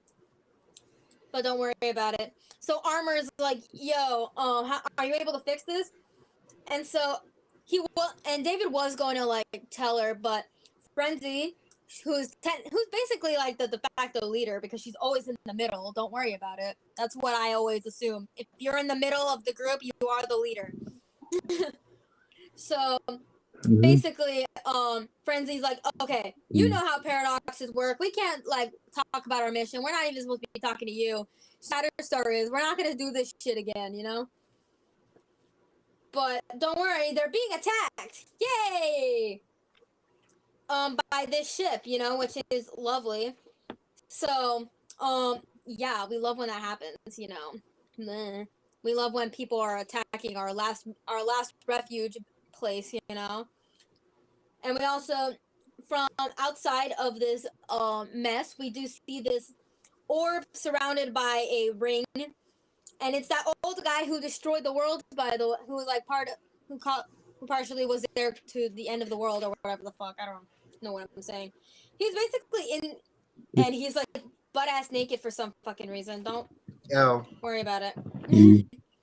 And so we see the X-Men pull up and fight all these like alien dudes that are trying to attack their refuge, you know. And yes, we do get an ad for Weapon X-Men #1, by the way. I know none of you guys care, but we're seeing Age of Apocalypse and Wolverine again, so that's pretty cool. Yeah. Anyways, so while they're fighting, David has another massive ass headache, and he's like, yo, I can sense Moira's nearby, like, we gotta go. And, you know, that's lovely and all. But guess what? Guess who shows up, guys? Oh my god. The Starjammers. The Starjammers! With Sunspot. Hey, you remember Sunspot? Captain Lockheed, Mercury, Hezbollah, I think that's how you pronounce her name. Don't correct me if I'm wrong. And an unarmored Juggernaut. He's kind of hot. I'm not gonna lie, because he's like, hey, that's Black Tom's man. Back off. Look, it is so weird because not Sunspot being look like he's in his 40s, looking like a dilf. He looks like a dilf. He does. Oh, Lockheed. Oh man. Yeah. Oh my god. I already know what. He's known as Captain Lockheed because of Warbird, aka Carol Danvers. We also get Smasher, by the way. So, guess what? While our lovely dead X-Men are having a massive ass head, running away, guess who has another massive ass headache? David. Yay! I think his powers are advanced to the point where I think he could sensor. I think he's getting. Yeah, I think his powers are getting to the point where they could I think they could make it to like alpha level abilities because he's starting to become way more stronger than usual. Yeah, well, maybe he has to get used to that first before we can determine what level he's on. But we do see this mechanical thing like crashing towards them, you know? And then we get a letter between Charles Xavier and Rachel Summers. Don't worry about that. We'll talk about that another day. But don't worry. What the fuck? What name did she use again? I forgot what name she used. Warbird. Warbird. Yeah, she basically smashes through that old guy's spaceship with all fine and dandy. Cannonball's like, yo, we need a clear path for Prodigy to get closer, and that's what they're doing, you know, why not? And basically they blow up something with, and all this like bright red ass crystals are all over the place, and one gets absorbed into Prodigy's chest. Did we ever figure out what that was? No, but we'll figure it out later, I guess. But don't worry about it. He's fine for the most part. And then we see a cloaked person running towards them, wheezing. Doesn't sound so good, you know. But don't worry, Cannonball, and he does his thing. And guess who we find out who it is? Bum bum bum! It's Moira McTaggart, aka what's left of her. She's not looking good, man. She's not missing an arm and everything. Yeah, I just can't believe it. Like, if you would have told me Moira McTaggart would be the one villain, I would laugh in your face. For real. And then Prodigy is able to look into Moira's brain, and we see all of her past lives and everything. So that must have sucked for him. Where? That must have sucked, you know? So yeah, David's like, oh yeah, I got a full map of Moira's past, like literally all of it, man. And not just her 10th life. Like, we can go anywhere, man. Anywhere, anywhen. We just gotta stop the Dominion, you know, before it's born or whatever. And so everyone starts running, besides Frenzy, because she's like, what do we do about her? And then Cannonball's like, yo, we got what we came here for, man. We gotta leave, you know? But don't worry, Moira can't pass through the portal because Abigail Brand pulls up, and she's like, and then Moira hits back, and Abigail's like, yo, how the hell are you still alive? And we see that Moira made this badass looking weapon with all of the really cool freaking metals that she can get her hands on. So, you know, like adamantium, cardamonium, or whatever the fuck it's called, vibranium. You get the idea. Yep. So, yeah, and like she looks very menacing in this last panel, but she's like, Moira always wins. I'm like, shut the fuck up. No one cares. Nah. Anyways, that's the end of the issue. Yeah, that X-Men #1. I love the book. It's a really good book. It was really good. Yeah. I ended up buying this book for the variant cover of Deadpool. Of course you did. Hey. It was good. I like this very future-esque storyline. I like how the possible future, the future event. And it's really funny that Sunspot survived. Of course he survived. Juggernaut too. Of course Juggernaut survived. This Juggernaut, man. It's really good. I like it. It was pretty good. Yo, Jake Austin, did you read this book? They're not answering me. Lovely. We lost Austin. We only have Jake now. Austin is probably not coming back for the rest of the episode. He wanted me to relay that message. Gotcha. Fair enough. All right, then. With that, this book later. All right. With that, let's move on. Since Austin isn't here for his Thor #5 review, we're jumping to everybody's favorite, Spiderboy #3. Let's talk about it, Rich. Go ahead, let it out before I talk. Come on, JT, come on, Rich, let it out. Come on. Man, he could have been doing anything else to be here. I don't want to scare you, but there are moves being made at Marvel to make me the editor, and I'm gonna Jason Todd this motherfucker. Yeah, audience, see what I have to deal with. I have to deal with co-hosts that want to emit violence on a 10-year-old. Like, Vincent, Vincent, you better not. You better not encourage this man. Delete the comment right now. Delete it. Oh, You're wait, not what did having Vincent that. say? No, that's it. Fireball cult Vincent, I'm win. gonna call you later. I'm gonna call you The later. cult We're of gonna talk about this later. the cult of Bailey. But anyway, all right, let's start us off.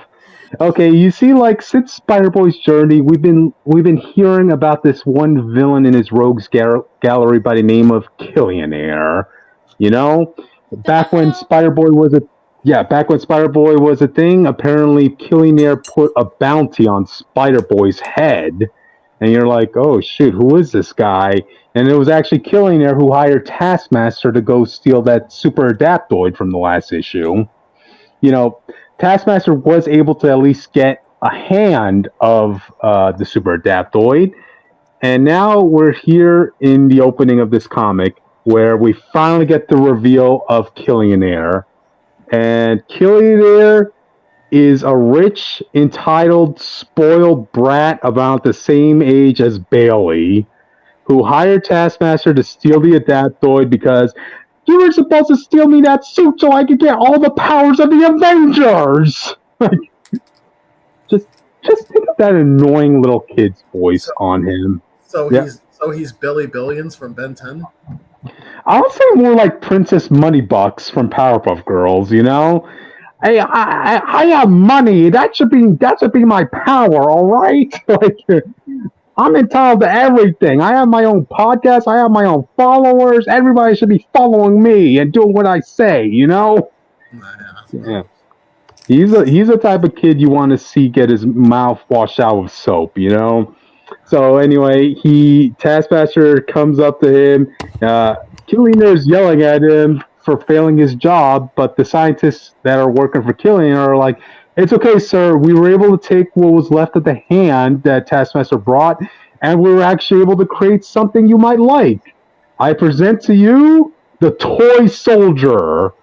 Apparently, the scientists reformed the hand into making the ultimate Marvel Legends action figure for Killionaire. Which you can buy on shelves now, little child. No, this is a one of a kind toy because at first, like Killionaire's like, what? Oh, come on! Seriously, all I get is this 1 6-inch pipsqueak. What does he do? He has all the power of the Avengers. So the Adaptoid? Yes, an Adaptoid that's the size of a Marvel Legends action figure that could turn into any superhero. Okay. Oh, wow! I just rather take the Adaptoid, but you do you. Hey, no, the original goal was to take the Adaptoid, but all Taskmaster could get was the hand, and they used that hand to reforge to make this toy. So he's a failure? Well, okay, you have Killionaire is like looking at this saying, toy soldier, you could do anything I command, right? Okay, attack Taskmaster. As you wish. Heck yeah, boy! Repulsor his ass! Replicating weapon system, targeting subject's ass. And Taskmaster's like, hey, not cool, man. If I survive this, I'm charging you double. And Killionaire is like, you know what? This works out just fine. Oh, wow. Wait, hold up. So if I remember the last issue, is this arc going to be about Bailey learning a lesson that you can't charge people? You can't be obsessed with money just because you do good things? Is that where this is going? Well, it's a character arc. I mean, come on. You have to slowly see these kids learning their lessons, you know? Okay, speaking of Bailey, now we finally get to Bailey. He's in the midst of saving this one woman and her cat from falling off an emergency exit, you know, in her building. She's saying, somebody help! And that's when Spiderboy comes in singing his Spiderboy song. Spiderboy running up a wall. Spiderboy singing his own special theme song. No. It's a work in progress, alright? Make a better song. You're expecting a lot from a 10-year-old, Witch. Come on. Like, hey, the Ben Tennis, the Ben no, he's Tennis 10. song slaps. Okay, that was a great. Yeah, but Ben didn't make that song. He could have. No, this is Bailey literally having to sing his own song. I don't think you needed a song. Eventually he will. But anyway, he ends up saving the girl and the woman and her cat, and she's like saying, "Oh, thank you, Spiderboy, was it? How could Josephine and I ever repay you? $20." Yeah, give it. Wait, what? Lady, you asked. Hey, I'm not. Hey, I think I'm letting you off cheap. Do you mean to tell me your life isn't worth $20? What about your cat? No, charge him 100. Charge him 100 for real. Yeah, seriously, come on. He goes out of his way to save your life. I mean, hey, if I do a good job at a customer's house, they give me a tip, all right? Lady, you could have done that for this little boy, you know? Come on. Spend for real. But then that's when Spider-Boy's friend Christine comes over, and she's like saying, "Spider-Boy, come on. Sorry, ma'am. He's just kidding." And the woman's like, "What kind of superhero are you?" I'm like, come on. Kind that's poor, broke, and 10 years old. Give me money. Wait. Yeah, this boy is literally living at a homeless shelter. He has no mom. Where's my money at? Come on. And that's when Chris... I want to get serious. I want to be like, no. Now I'm not asking anymore. Where's my money? Okay, so Christine brings him out in the back, gives him the whole speech about saying, "Well, you can't be charging people for money, Bailey. That's wrong." And Bailey is like, "Look, I can't buy anything. All right, look, I'm homeless. I don't have my parents anymore. Like, I don't want to borrow stuff from you and your family. And these superhero gigs, they weigh on you. They're expensive, also, to be a superhero." She asked what she could do for me. I asked for $20. I wasn't even. Yeah, exactly. Hey, if you could afford a cat, you could afford $20. Come on. You don't really need that bad. Yeah. But anyway, so as they're talking, this is when Bailey comes up with the idea. Wait, you know what? I think I got an idea. I know there is actually a job for people in my situation. A place where heroes are there to be hired, I know just the place. Avengers.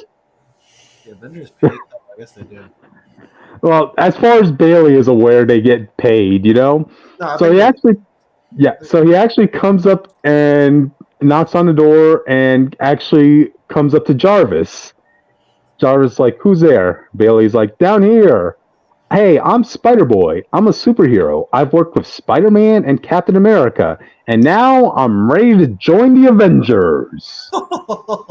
and Jarvis just slams the door. Oh, come on. It's not like the Avengers haven't allowed teenage superheroes to join the team. 10. Come on. You let Kamala and Miles join the team? Come on. 15, maybe 16. These are not comparable. Yeah. Okay. I want my superheroes with a bit more pubic hair on their chest. Oh, damn, dude. You went there. Okay, but anyway, a few blocks away, we go back to Killionaire, and Killionaire is just walking around with his security guards and his toy soldiers, right? He's doing a live stream saying, "Hey, you're here in real time with me, Killionaire, and my new toy. I would have done an unboxing video, but there's no box that could contain my boy, Toy Soldier." And then he looks up at a screen advertising this one girl band, the Quartering Glories. I don't know if they're a real band or just something from this comics. But then Bailey's like saying, "Hey, Toy Soldier, see that sign? Those losers refuse to play their new single on my live stream. Annihilate them. I hear and obey." And it turns into Captain Marvel and goes destroy that sign. And then he comes up to a Ferrari that's just parked, and he's like saying, "Oh, you see that red one? How obvious. Anyone who owns a Ferrari and makes it red doesn't deserve it. Smash it! Yeah!" This just guy do his own super villainy. he's such a douche for a 10-year-old, you know? Like, Yeah. yeah, he's the type of kid that definitely missed an ass whooping from his dad, you know? So, and then he actually comes up to the owner of the car who's just walking his dog, and he's like saying, "Your dog annoys me. Toy soldier, toss him into the sun." Distance of the sun is I thought 94. we left dogs alone. John Wick's gonna be on his ass very soon. Yeah. Little did he know that Reed Richards destroyed the son of Michigan. We'll get to that one day, Jake. That's the next arc for Fantastic Four, and you know it. Okay. The toy soldier is grabbing the dog by the leash and flying away with it. So this is to the sun, 93 million miles. And Killing Her is like, you know, fine, just toss it in the river. And that's when Spiderboy pops up and saves the dog. Okay, try saying something bad about him now. Come on, guys. Go on. He's an asshole. What are you talking about? He charged a woman money after saving her life. Yeah. All right. You want me to say something bad? A poor boy is asking for money. Wow. Interesting. Beautiful gowns. Yeah. Killed a little bit. Listen, you ask me to say something bad about him, I will do anything I can to besmirch his name. If you ask me. Okay. But anyway, so Spider-Boy saves the dog, gives him back to his owner, saying, "I'm sorry for what happened to your poor car." And the owner is like, "The car is nothing. I can always get another car, but there's only one of my dog." And that's when Bailey turns to Killionaire. He's like, "Killionaire, if it isn't Earth's most entitled influencer, you seem to have forgotten me from our good old days, haven't you?" And Killionaire is like, "What? I'm sorry. Who are you? Sorry, I don't bother to remember losers." Okay. You calling me that, Killionaire? All right. You doing a live stream with your solid gold smartphone, eh? Well, watch as you and your followers are about to see you get your sorry butt kicked. Killionaire is like, "Yeah, I think not. Toy soldier, engage. Squash this little nobody." So now you have a face-off between Bailey and Toy Soldier. Oh boy. Toy Soldier turns into She-Hulk and starts beating up Spider-Boy. Spider-Boy's like, "You think you're tough? This just means I could break your toy right in front of you." But then it turns into Tigra, starts slashing Bailey a bit. Ouch! What the? And then it turns into Silver Surfer and starts pummeling Bailey with a bunch of punches. Bailey's like, "Oh, hey, that's not fair. Silver Surfer was never an Avenger." and then it transforms into Thor and throws his hammer, hitting Bailey in the face. And Bailey's like, "You're telling me I have to fight somebody on Thor's level now? Oh, come on." Yeah, 10-year-old child, step up. Oh, man. Okay, funny you should mention Step Up, because as this is going on, Killionaire is just having this whole thing live streamed on his phone. His solid gold phone, I might add. And he's like saying, "Good luck with that, you noob. Why am I even streaming this? You're a nobody. Shoes are nice, though. Toy soldier, bring them to me."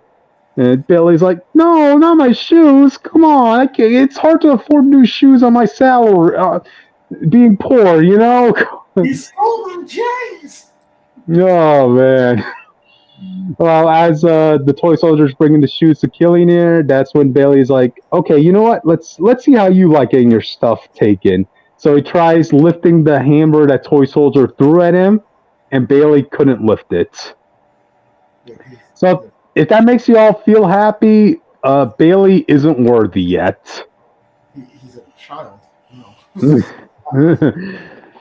But anyway, so Toy Soldier has the hammer come back to him, and that's when Bailey gets his moment to shine. He's saying, "Okay, Killionaire thinks he knows who deserves that thing, but guess what? Here's something that just belongs to you, Toy Soldier. If that hammer is anything like Thor's, there should be an inscription on it. If you can hold that hammer, you deserve it. You're not some shoe thief or somebody who follows orders. There's something worthy about you, toy soldier. But it's the adapt toy. It doesn't actually have the hammer enchanted by Odin. It just has the hammer. It's the latest model. But it's not based off of Odin's magic. It's just the technology. It's the latest model. That doesn't even make any sense. Does it have Asgardian magic in it? What do you... As far as we're aware, like it at least simulated something on that, and it has the inscriptions on it. You know.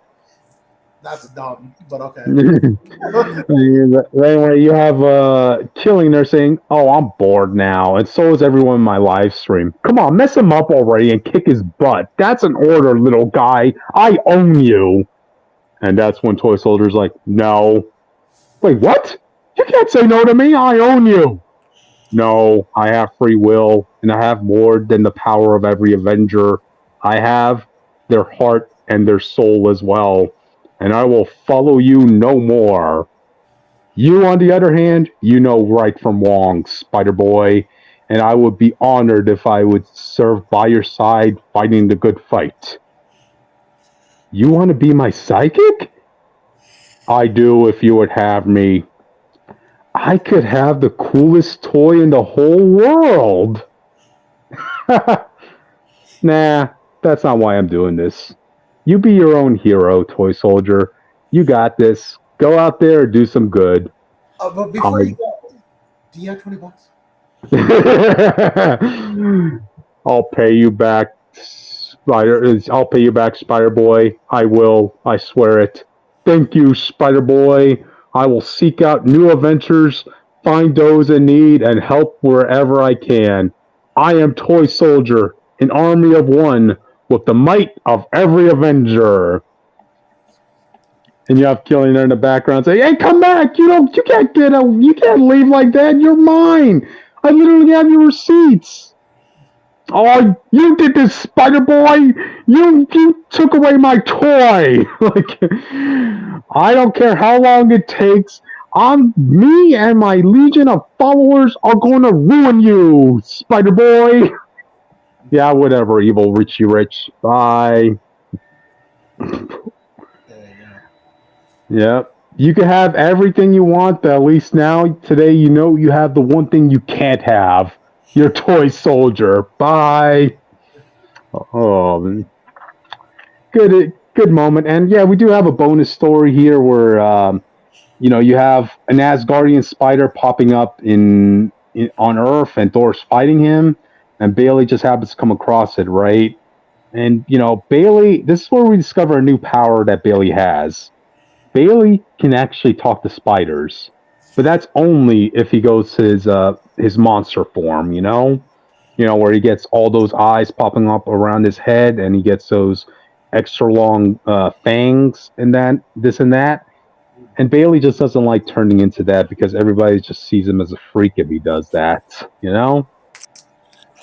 Yeah, I see. Yeah, but and he's normal. he has a heart of gold, and you know it, Jake. I'm messing with you. Okay, but anyway, he comes in, he gets in between the fight between Thor and the spider, and then, he uses his communication skills to, state that, yes, the spider just popped up through a portal. He doesn't know where he's at, and automatically people are already attacking and running from him. Come on, have a heart, Thor. And they were able to summon his owner, and his owner came to retrieve the spider. Heartfelt moment between the owner and the spider. But then you have everybody around the area who's taking photos of Spiderboy saying, "Oh my God, it's like the Daily Bugle says, he's a monster. Yeah, we saw a picture of him biting Electro in the neck. Oh my God, so creepy. Yeah, definitely more spider than boy. What a freak." And, this is really hurting Bailey on the inside, Aw, and then that's when you see, Madame Monstrosity looking at this from her lab. She's saying, what if now I really need to get this Spiderboy in my collection? And that's how the issue ends. Okay. Well, fun issue. I no sense. Yeah. Worthy by technology. It's the dumb. latest model, Jake. All right. It's dumb writing, and I don't know why he thought that even made sense. All right. But one thing I do like is Dan Slott, like he's not, he's not taking the easy way out with this. Like, it could be so easy to make like different versions of Spider-Man's villains. Like, hey, instead of the Lizard, let's give Bailey the Gecko or something like that, or let's have Green Goblin Jr. be the villain of Spider-Boy's life. No, like Bailey's having his own original rogues gallery between Killing Air, between Emilio Helio, between that elephant rhino guy from the previous issue.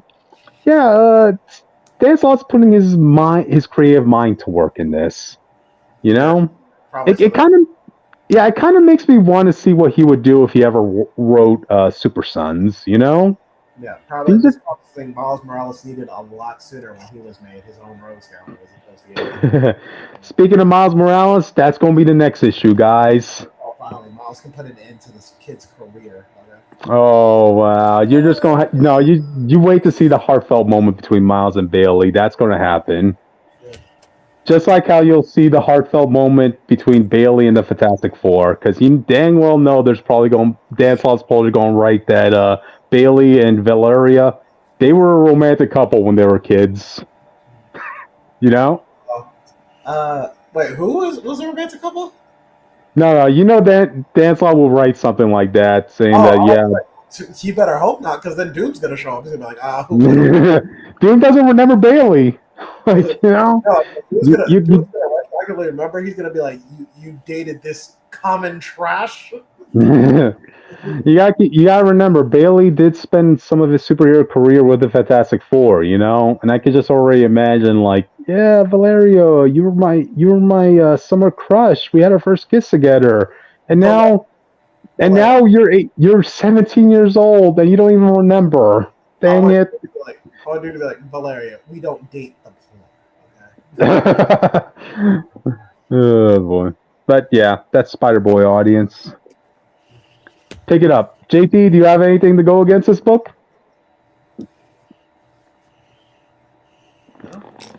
Oh, we lost JT.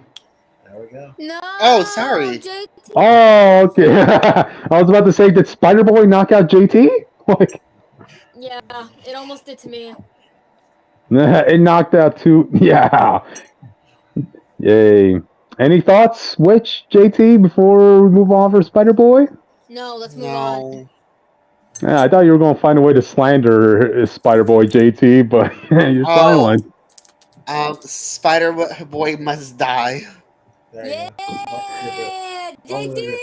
See what I'm dealing with, audience? JT, remember that scene from Avengers when Iron Man knights Spider-Man to Avengers? That's what I did to you. Mm-hmm.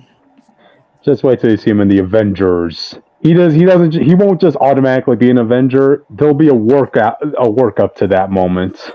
So yeah. All right then. Let's move on to do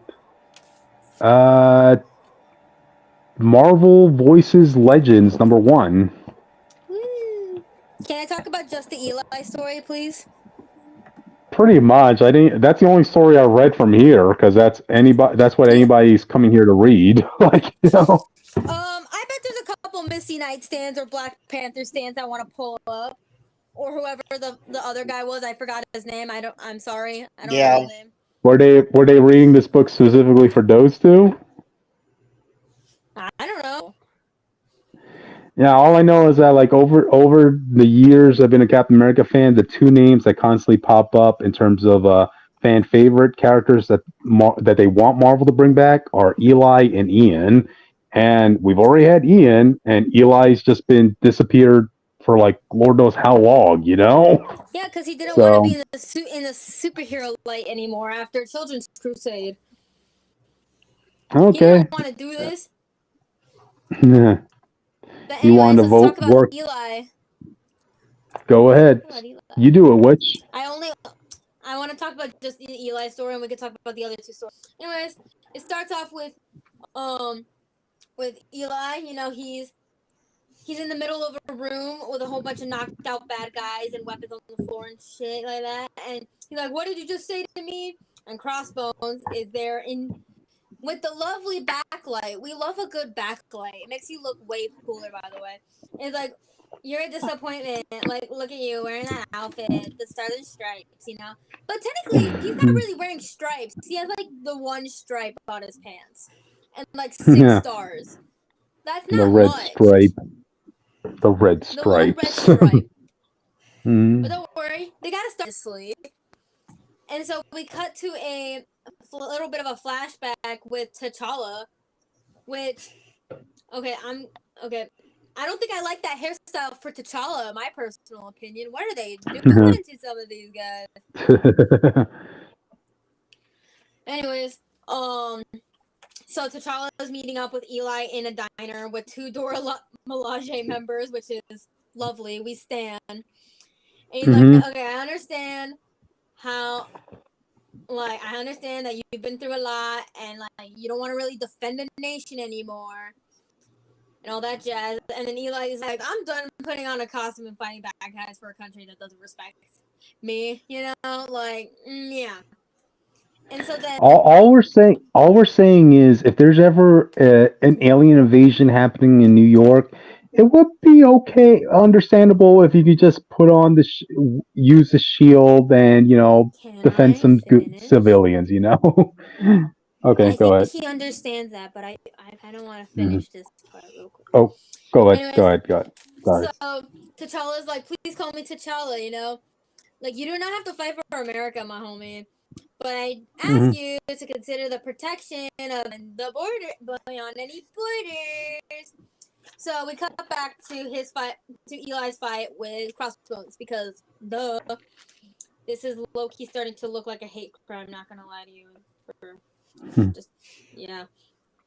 And so Crossbones is like, this is really sad. You got all dressed up in your Smithy superhero outfit, and for what? So that you can die in front of these kids that you said you were gonna rescue? And keep in mind, there's these little kids that are in a cage and they're batshit terrified. I get it. And Crossbones is like, luckily they'll be dead soon anyways. And Eli's like, no! And like starts beating his ass, you know? Great. You know? And Crossbones is like, I'll make it, I promise this will be quick and painful. And so then we cut to a little interview with Sam, you know, and he's trying to remember what Spider-Man's like catchphrase was, you know, and he was like, what was it? He's like, oh, was it this? And he's like, no. You know, like, his hairstyle's being drawn. Yeah. Yeah, his hairstyle's drawn the same way as T'Challa's, I've noticed. Yeah, a little bit. I just noticed that. I didn't notice that before. But anyways, so interview, who was talking to Sam? Eli was talking to Sam, and Sam was like, "I'm not saying to put on the costume and become patriot again. Fighting for someone you're not sure you believe in. However, you know damn well better believe in something, and whatever that something is, anything you got to protect it, you know." And so then the fight against Crossbones is starting to not look so good for Eli. But Eli's like, I won't let you murder those kids. And Eli does a badass thing where he grabs Crossbones' foot and breaks it. Like, he twists it and it, you know? Yep. That's lovely. And Crossbones is like, like, but one broken bone ain't enough to stop me, you know? And then we cut to a scene with Eli and Steve Rogers, you know? Dang, I lost my track. Anyway, so Steve was like, "Oh, the good news is that the world and this country have changed since I was your age. The bad news is that with all this change, injustice and evil will still like endure. Like prejudice and intolerance have not gone away, which is go off, Steve." And he's like, maybe that makes sense for people as naive as some people think, you know? Like, whatever. I don't care if y'all see me as naive, you know? But he's trying to fight for a better world, especially in his country. And, like, I think that maybe got to Eli, especially since his grandfather was the first black Captain America. Yeah, the first one. For the longest time, the only one. But you know what? We'll get to that another day. Anyways, you know, one thing I can appreciate about the art is that even though they gave Sam and T'Challa the same hairstyle, which I feel like they should play around with their hair, cool hairstyles you can give your black superheroes, but they're not doing it. But whatever. But I like how they kept Eli being bald. You know, that's kind of like part of his whole shtick. You know. Yeah, it's trademarked. No offense. I cannot see Eli with hair. Yep. I think that's just me. I'm so used to seeing his him like in a superhero outfit, just chilling out with the squad, you know. Yep. Anyways, we cut back to Eli basically kicking off the gate and beating the crap out of Crossbones, and then he notices the kids and he ties up Crossbones and takes the kids out, you know. And he says, and I quote, "Lucky for you, that's not my style, and we're ending this on my terms. Come on, let's get you kids someplace safe." And that's where it ends. Yay! I like the scene where, like, you know, I like the scene that even after Crossbones gets knocked down, you have Eli coming up to saying, "Yeah, but why be quick about this? I can do this all day." As he wants to continue beating up Crossbones, you know. Yeah. Yeah, okay. That was I pretty kind of much want to go it. to the next story because I do like the next story as well with Misty Knight Go and ahead. Colleen Wing. Hey, JT. Oh well, wait. Before we go on to that, I just want to remind you that we are 30 minutes away, and we have a book that I think you're interested in. So I'll be quick. I'll be quick with this last story, and then if the audience wants me to, I will talk about the last two stories on the Instagram or something. So I'm gonna be quick with this because this is kind of a short story. So this is about Misty Knight and Colleen Wing, and they are looking through some goggles to find a person who stole this thing called the Addison Diamond, and we should keep an eye out for it. And so then they go over to a nightclub, and they're fighting, you know. Like, this is just like a flashback, you know. And so then they find the person who got the diamond, you know. And so Colleen's like, "Hey, do you remember that Tipsy Tina thing?" And Misty's like, "Oh God, really? Do we have to bring her out?" She's like, "Yeah, it'll be fun." And so guess what? They do, and it works. And they are able to capture the culprit and get the diamond back, and then they're gonna celebrate over some bourbon, and that's where the story ends. See, quick and easy. Quick and easy. Anyways, this book is pretty good, even though we only talked about 2 out of the 4 stories. But I would recommend checking this out in the future. I wish we got an Eli variant. Like we had a I didn't see the Eli variant. No, that's why I'm saying I wish we had one because for this one issue they had like a Luke Cage variant, Monica Rambeau variant, and I think a Misty Knight one. But for some reason they didn't give Eli a variant. I'm like, come on. Bro, those 2 weren't even in the. I know, right? Like, sad. Sorry, I'm preparing for the last subject of the night. Okay. Yay! Go ahead. Which question? Since we do have time, do you want to talk about Alan Scott before we go to Northstar? No, we'll save it for next week. Okay. Because I have another book for next week as well. So I want to save those for next week since we do have all 4 of these issues to talk about in one sitting. Gotcha. All right. So it's going to take me some time. Go ahead.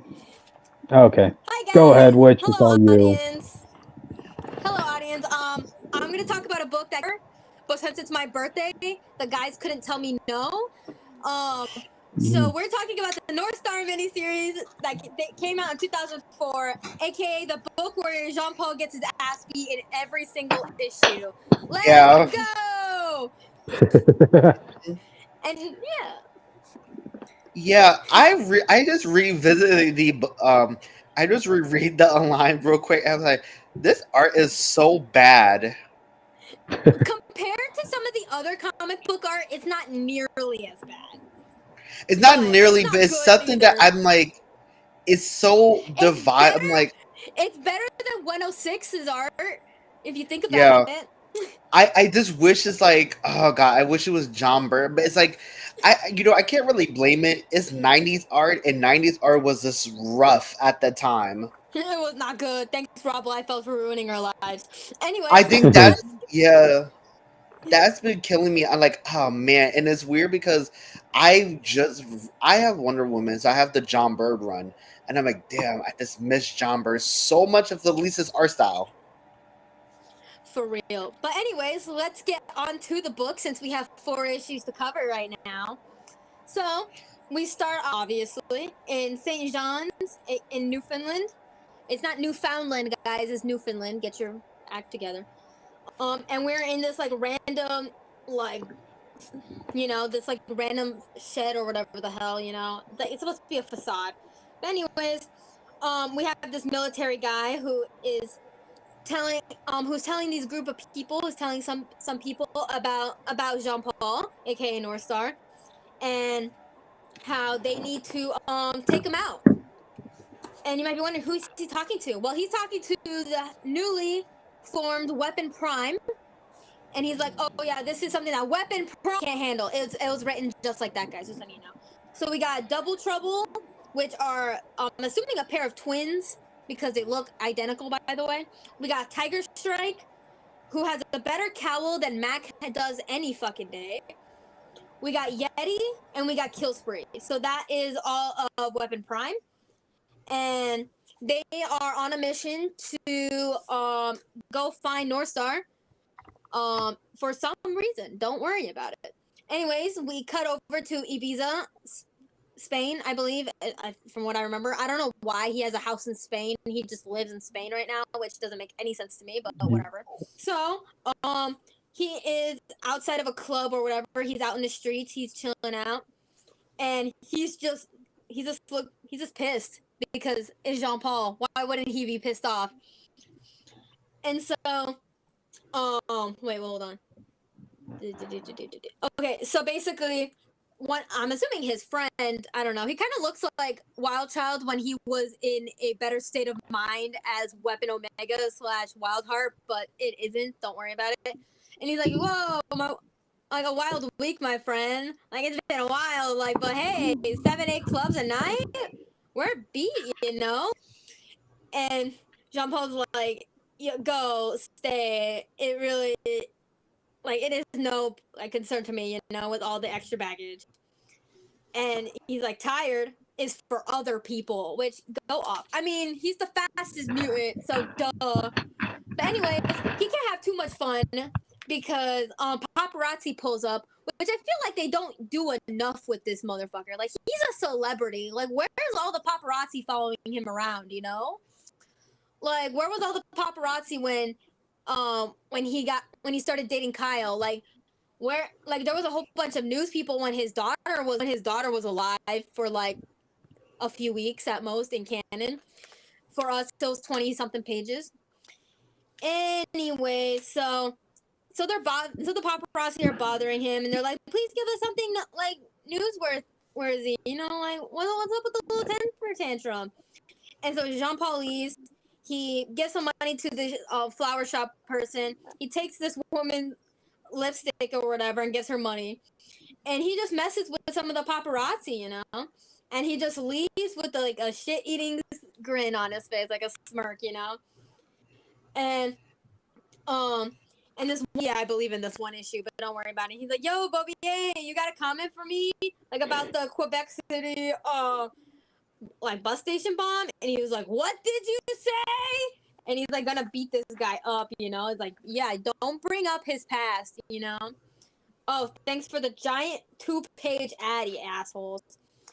Anyways, so he's like, okay, I suggest you reconsider your line of questioning before with your friend Klaus there.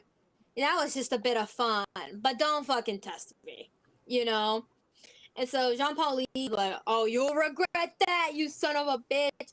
Anyways, so Jean-Paul goes back to his little villa, because he has a villa for some reason.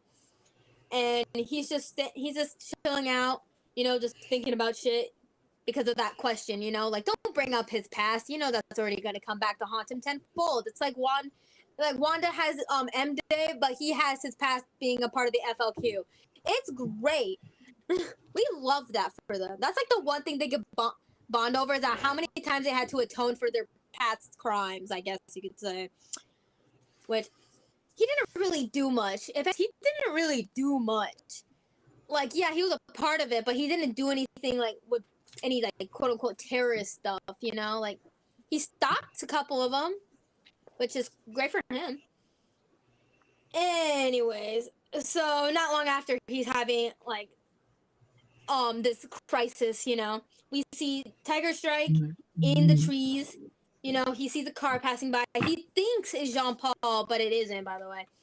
And he sends Yeti after the car, and also like Double Trouble as well. They stir the car and makes it crash, and then they find out. Guess what? The guy from earlier. Just kidding. It wasn't the reporter guy from earlier. I lied. He's actually in the trees. But don't worry, he gets knocked out pretty quickly. But I think he dies because of that one panel. But don't worry about it, because obviously we have to go back to Jean Paul's villa in Spain, where he gets a lovely call from one of our favorite Alpha Flight members. JT, do you know who that is? Mm-hmm. Do you want to say who it is? Oh, I have to say it? Yeah, you want to say who it is? Heather. Yeah, it's our lovely girl, Heather. Ayo! Let's go! This art don't do her justice. I'm sorry. It's so mad. We'll get back to Heather injustices soon. But we gotta continue on with Jean Paul because this is a book about him. And so she's like, oh yeah, there's like some people coming after you. I just wanted to let you know that now. Like I actually care about you, unlike some other people we know, Because it's true. She actually cares about the other members of Alpha Flight. It's actually very sweet how much she actually cares. Because when she was running shit, she was actually like the leader and she actually cared about her team. Yeah. But anyways, so she's like, oh, he killed this reporter guy or whatever. And he's pissed. He has like this karma, telepath thing around him. The pink one that she has. It kind of looks like that, which is funny. Anyways, we can't have too much fun because Weapon Prime crashes through the villa and breaks all his shit, which is not fun. But keep in mind, he wasn't even there. He already left on to do his own thing.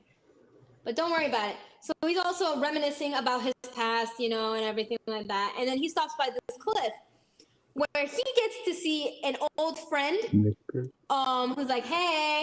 And we find out this character's name is Max, and he is the uncle of Raymond Belmond, who's a very important figure in Jean Paul's past, who's only in one issue, mainly, and cameoed in a couple others. But don't worry about it, because Max goes on a thing where he was like, oh yeah, I almost got killed by this one guy, but don't worry, I'm fine. And he gives Jean Paul this picture of him and his friend Mariel when they were in France with a little like sniper thing, like the sniper circle thing on her head, which is nice. And so basically he's pissed. He reminisces about the past and Raymond, because like technically Raymond was the one who raised them, but we don't have to get into that today. We'll talk about their relationship another day. We don't have time. We got 4 issues to talk about. Anyways, so Max and Jean Paul finish their conversation, but he can't reminisce too long. He's getting attacked by Weapon Prime, which damn, that's kind of a dick move, Anyways, he beats him up for a little bit, but he's able to temporarily defeat Yeti until like, take that, you son of a bitch, Another 2-page ad, by the way, fun. But don't worry, he's able to hold his own against Weapon Prime for a little bit until Tiger Strike pulls the fuck up and is a pain in the ass. He's the biggest pain in the ass in the whole book, and he's not even like the big bad. Like he's just the main antagonist because he's annoying.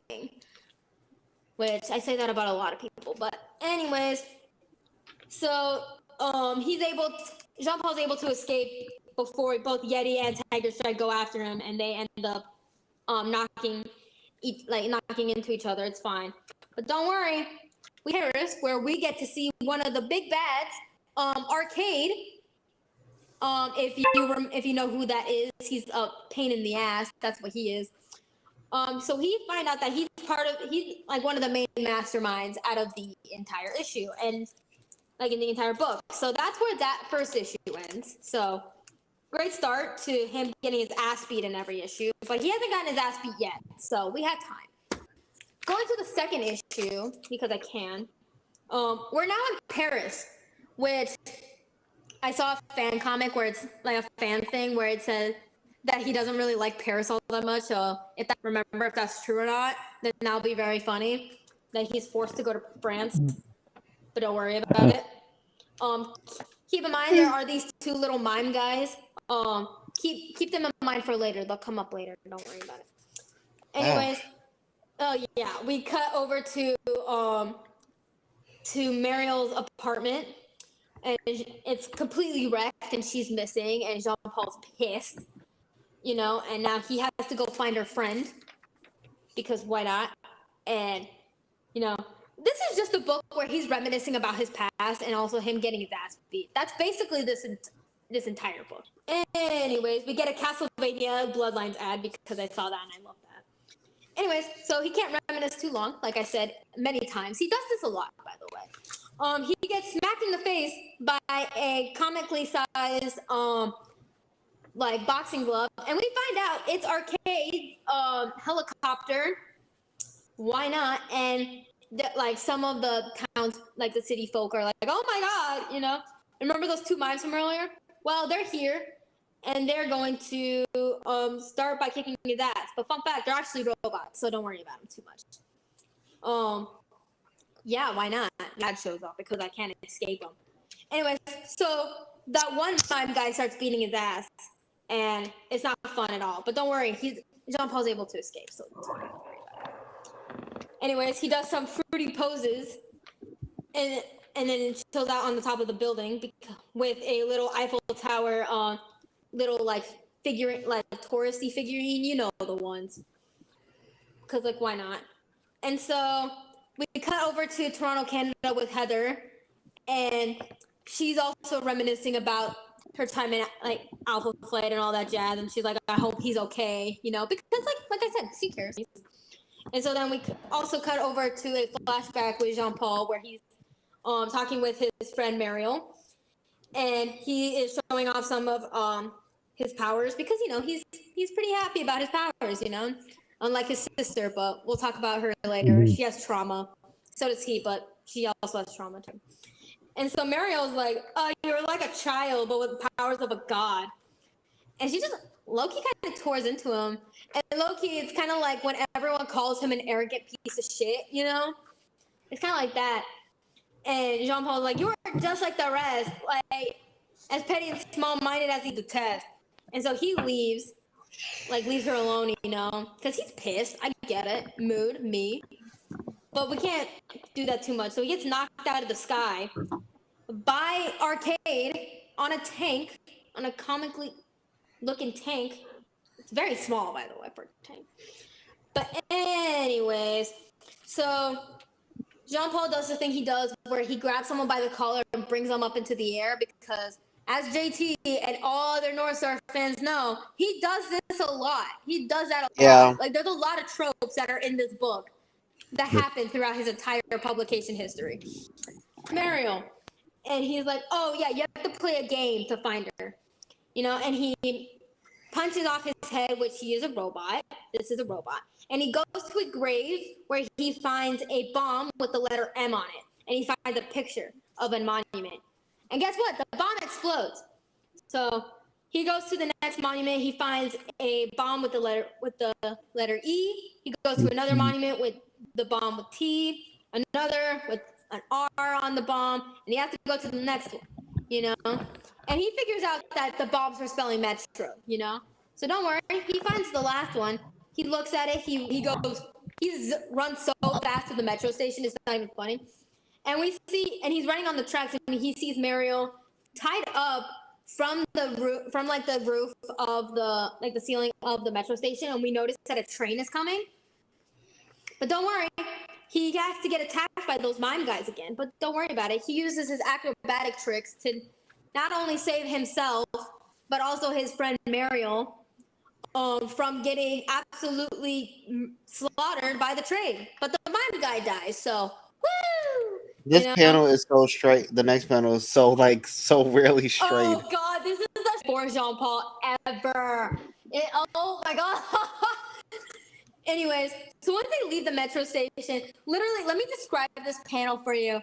So basically, she has her arms over his neck, like around his neck, and all this. It's like a very coupley thing, by the way. He has his hand on her face and also on like the upper part of her back, But like I said, it's a very straight panel, which is very funny. Which I wish they would have went into more of his queerness in the book, but you can only ask for so much. For Marvel's first ever gay character. They didn't really bring it at all until like the Chuck Austin run, but whatever. Don't worry about it. Anyways, they reconcile with what happened in the past, and we see a little clown toy pull up, and Mariel's like, yo, what is that? And he's like, the next fragment of my past, the circus. And that's where that issue ends. So he has to go on more of a journey. This is like Alpha Flight World Tour, but just one character, and he has to reminisce about the past. So wait, can we speak? Because it's about to hit one for me where I'm at too. Yeah, it's already almost 11. Mm-hmm. Anyways, I'll try to finish this pretty quickly. Okay, I'll be quick. I have 2 more issues to talk about. Next up, we gotta go to Russia. Because, of course, we're going to Russia. And it starts off with Jean-Paul getting his ass absolutely beat. Like, his nose is bleeding and everything. Like, this strong guy's beating him with a crowbar, And so this one guy from off-panel is like, wait, I don't want him dead. At least not yet. And we find out it's Arcade again, Like, these people pay some good rubles to be here. You gotta give what they paid for, And he's literally put it on a show, and it's lovely. We love that for you. Anyways, Jean-Paul was like, why Arcade? Like, if you just want me dead, like, why did you do this elaborate scheme? Like, what was the purpose? What purpose was this? Like, you are tormenting the people in my past. Like one guy who was a part of the Canadian government already killed some of my FLQ friends. Why you gotta do more, man? Anyways, so he's like, oh, it's funny because it's Arcade. Like, he's like, it's whatever. I'm trying to have fun here, man. For me, there's someone else. And the strong guy from earlier, he's like trying to beat his ass, but Jean-Paul being a superhero, he knows better. So he's able to fight the strong guy. A lion comes out and tries to attack him, but he's able to put him back in the cage. Don't worry about it. Got knife throwers, fire-wielding people, clowns. You get the idea. It's a circus. He was a part of the circus back in the day. Great timing. God damn it with the 2-page ads. It's always annoying. And so, he is trying to, not get murdered by the circus people. And we see this one woman on a trapeze with a gun. So ugly. Anyways, we're going to ignore that panel. So he's basically able to grab the trapeze lady and knock her out for a bit and just lightly put her to the ground because he's not that much of an asshole. He's a little bit of an asshole. It's fine. Yeah. Obviously, he's reminiscing about the past again. He's going back to his past. Like, we've already done this 5 times already. Anyways, so he goes back. He gets blasted again by none other than Weapon Prime. Like, Weapon Prime is back. Like, where were they in the last issue, Just kidding. This is like his Sinister Six moment. For real, this is Mercy after this book. But add Loki in there because for the future. Anyways, so we cut over to Vancouver, Canada, and we see Arcade talking to this one guy, who is actually the main dude who set all this up, Anyways, we have to go back to Russia because, John Paul has to fight Weapon Prime again because whatever. But instead of fighting, he's like, I surrender. And he's like, Tiger Strike's like, what? And before, Kill Spree was able to, kill him,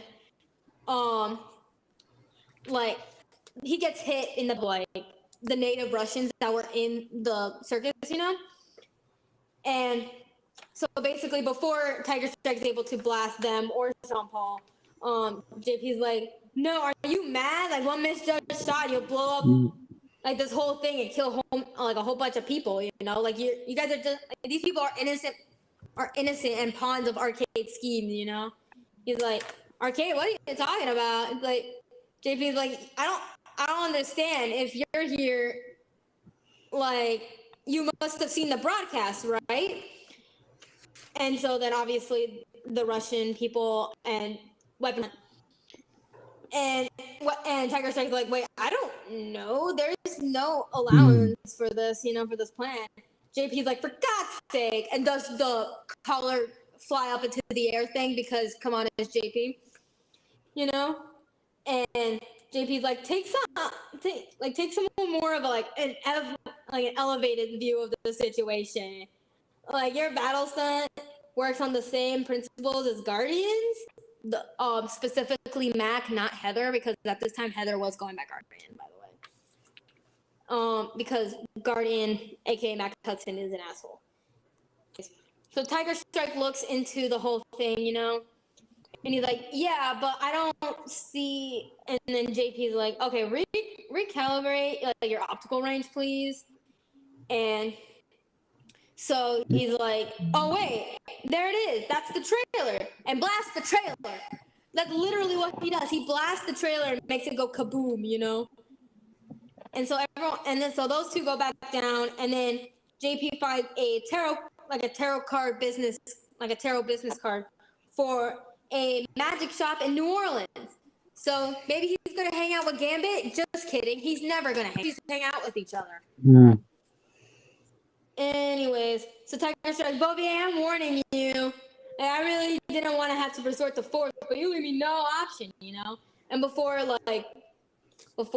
anything can happen, JP leaves. Don't worry about it. And Tiger Strike gets blasted. Don't worry about it. So JP has to go run to New Orleans. He puts on a coat, which very subtle design choice, man. That's definitely gonna shield you away from whatever's happening, Anyways, he goes into the shop.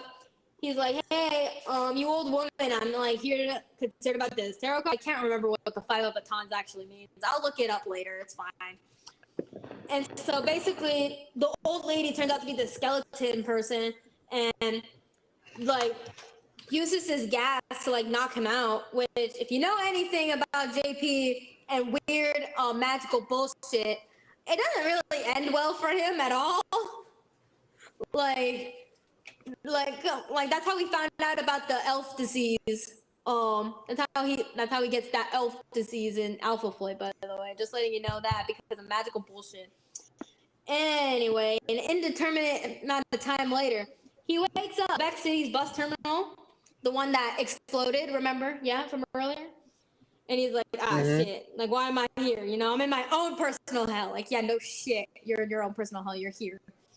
Anyways, so we see some old zombies, come up from the ground. Keep in mind, this is just an illusion. He's like, you did this. You killed us with the bombs and ideals. You murdered us all. And he's going through it, man. He's like, no, I didn't. And then he low-key admits it because he didn't actually do anything. This is a false confession. He was actually actively trying to save people, And so there's one guy with the scar on his face. He's like, wow, what did you know? Good job. And remember Weapon Prime? Well, fuck them. We get a new 1, 2, 3, 4, 5. We get a Sinister 5 plus Animal, and that's where that issue ends. So yeah, on to the last issue because I am almost done. I promise I am almost done. I'll be quick. Wait, can I do it? Yeah, you can talk about the last issue. Let JP do it. So issue 4, we starts off with JP surrounded by this wannabe Sinister Six. JP kick ass like always. So JP fights, and Jay's getting beat up like always, getting knocked out. In this book, man. It's always In this this book, homophobia, yeah, at its finest, Definitely but homophobia, yeah. That I can agree. but still get his ass kicked, but saved by Heather. She looks great. This is so Scream 90s. Well, yeah, before that one monkey gorilla person, I don't know. Yeah. Before he was able to actually do the final blow, Heather does save his ass. Yeah. Because of so course Heather and him like, yeah. So Heather and Northstar talk little quick, fighting together, and the group like pretty much leave, and they pretty much like. Besides that time guy, but don't worry, Yeah. Jean Paul's able to like beat him up pretty easily. Weird robot dude is like on the TV, yada yada, taunting and stuff, whatever. Heather and pretty much JP got pretty much heart to heart conversation. Testimony, we would love to see it. I love them so much. Like I love their Heather, relationship, and it's like you can tell that Jean Paul is just over it. It's over with. Yeah, Heather blasts the it's still bad, right? Wait, what? The with Heather blast the other dude. Yeah, no, he's out.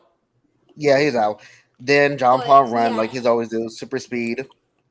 Yeah. Then like he Heather confronts. Heather was able to get rid of Tiger Strike for a bit, and Jean Paul does head over, like starts running. He even rents a car.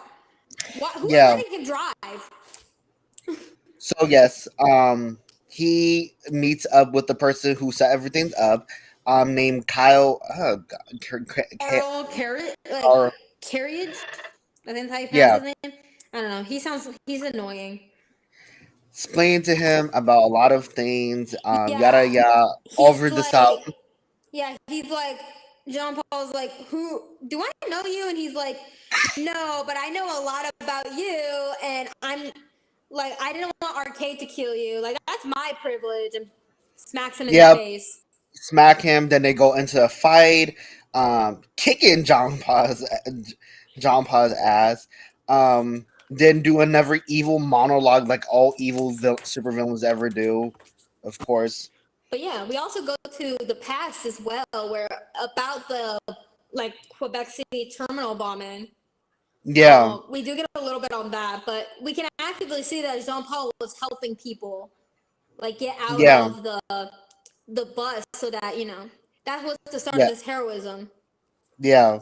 So Jean Paul fight the guy again. The past, we going back to the past, and we see, of course, Jean Paul helping people and stuff. Dan still getting his ass beat, and then with all hope lost, Jean Paul saved the day, beat up the guy, like able to trip him and stuff, and like at least knock him out for it. He also grabs like this box that kind of looks like a VHS tape. Yeah. And then it ends with Jean Paul walking and have a self monologue. Yeah, he's like, like that must change. I am Jean Paul Bobier, Northstar, and I will never hide from who I truly am. What I wish for the future is to be someone everyone could be proud of. And honestly, I am proud of him. Even though he keeps getting his ass beat, I am proud of him. But no, that was the entirety of the Northstar miniseries from 1994. The story, the art is not that good, but that's okay. We can excuse it for this for the most part. But I do like this book, and I'm glad that the guys let me talk about this book for my birthday today. Mm-hmm. We went extra long in our usual length time for you, Rich, so be grateful. Yeah, sorry. Yeah, even for me, because I was like, it's about to hit one. It's already one. Yeah, same here. It's ironic. Witch is always sleepy during these live streams, but like for us, we're past the 1 o'clock. I'm not sleeping. I haven't been sleeping during the lives. I've been actually nowadays. I've been actually just on my phone looking at other stuff while I'm listening to you guys. Anyways, I feel like we should wrap it up for the night since it is pretty late for all of us. But let me give out the socials real quick one more time. So like I said, you can subscribe to the YouTube channel right here, It's pretty easy. There's a button down there. If you want to put on notifications, you can. I don't really care. If you want to follow us on Twitter, you can follow us at Comic Fanatic 69. We do post some things on there sometimes. If you want to follow us on Instagram, you can also follow us at Comic Fanatic 2.0. We do occasionally post on there sometimes. If you want to follow me, you can follow me on Twitter at Witch of Yodo. You get the idea. If you want to follow me on Instagram and TikTok, you can follow me at witch_of_Jotunheim. I don't know what that loud sound was, but JT, do you want to plug in your socials one more time before we all call it quits Yes, tonight? I have my usual social is Instagram, Twitter, and TikTok. It's the same name, JT Pop Theory. More active in Twitter, and yeah, that's it. Yeah, also thank you guys for coming to my birthday bash. I'm very appreciative, and we'll see you guys next week for tomorrow. You'll see me next week to talk about whatever they're talking about. Yay! Gotcha. All right, audience.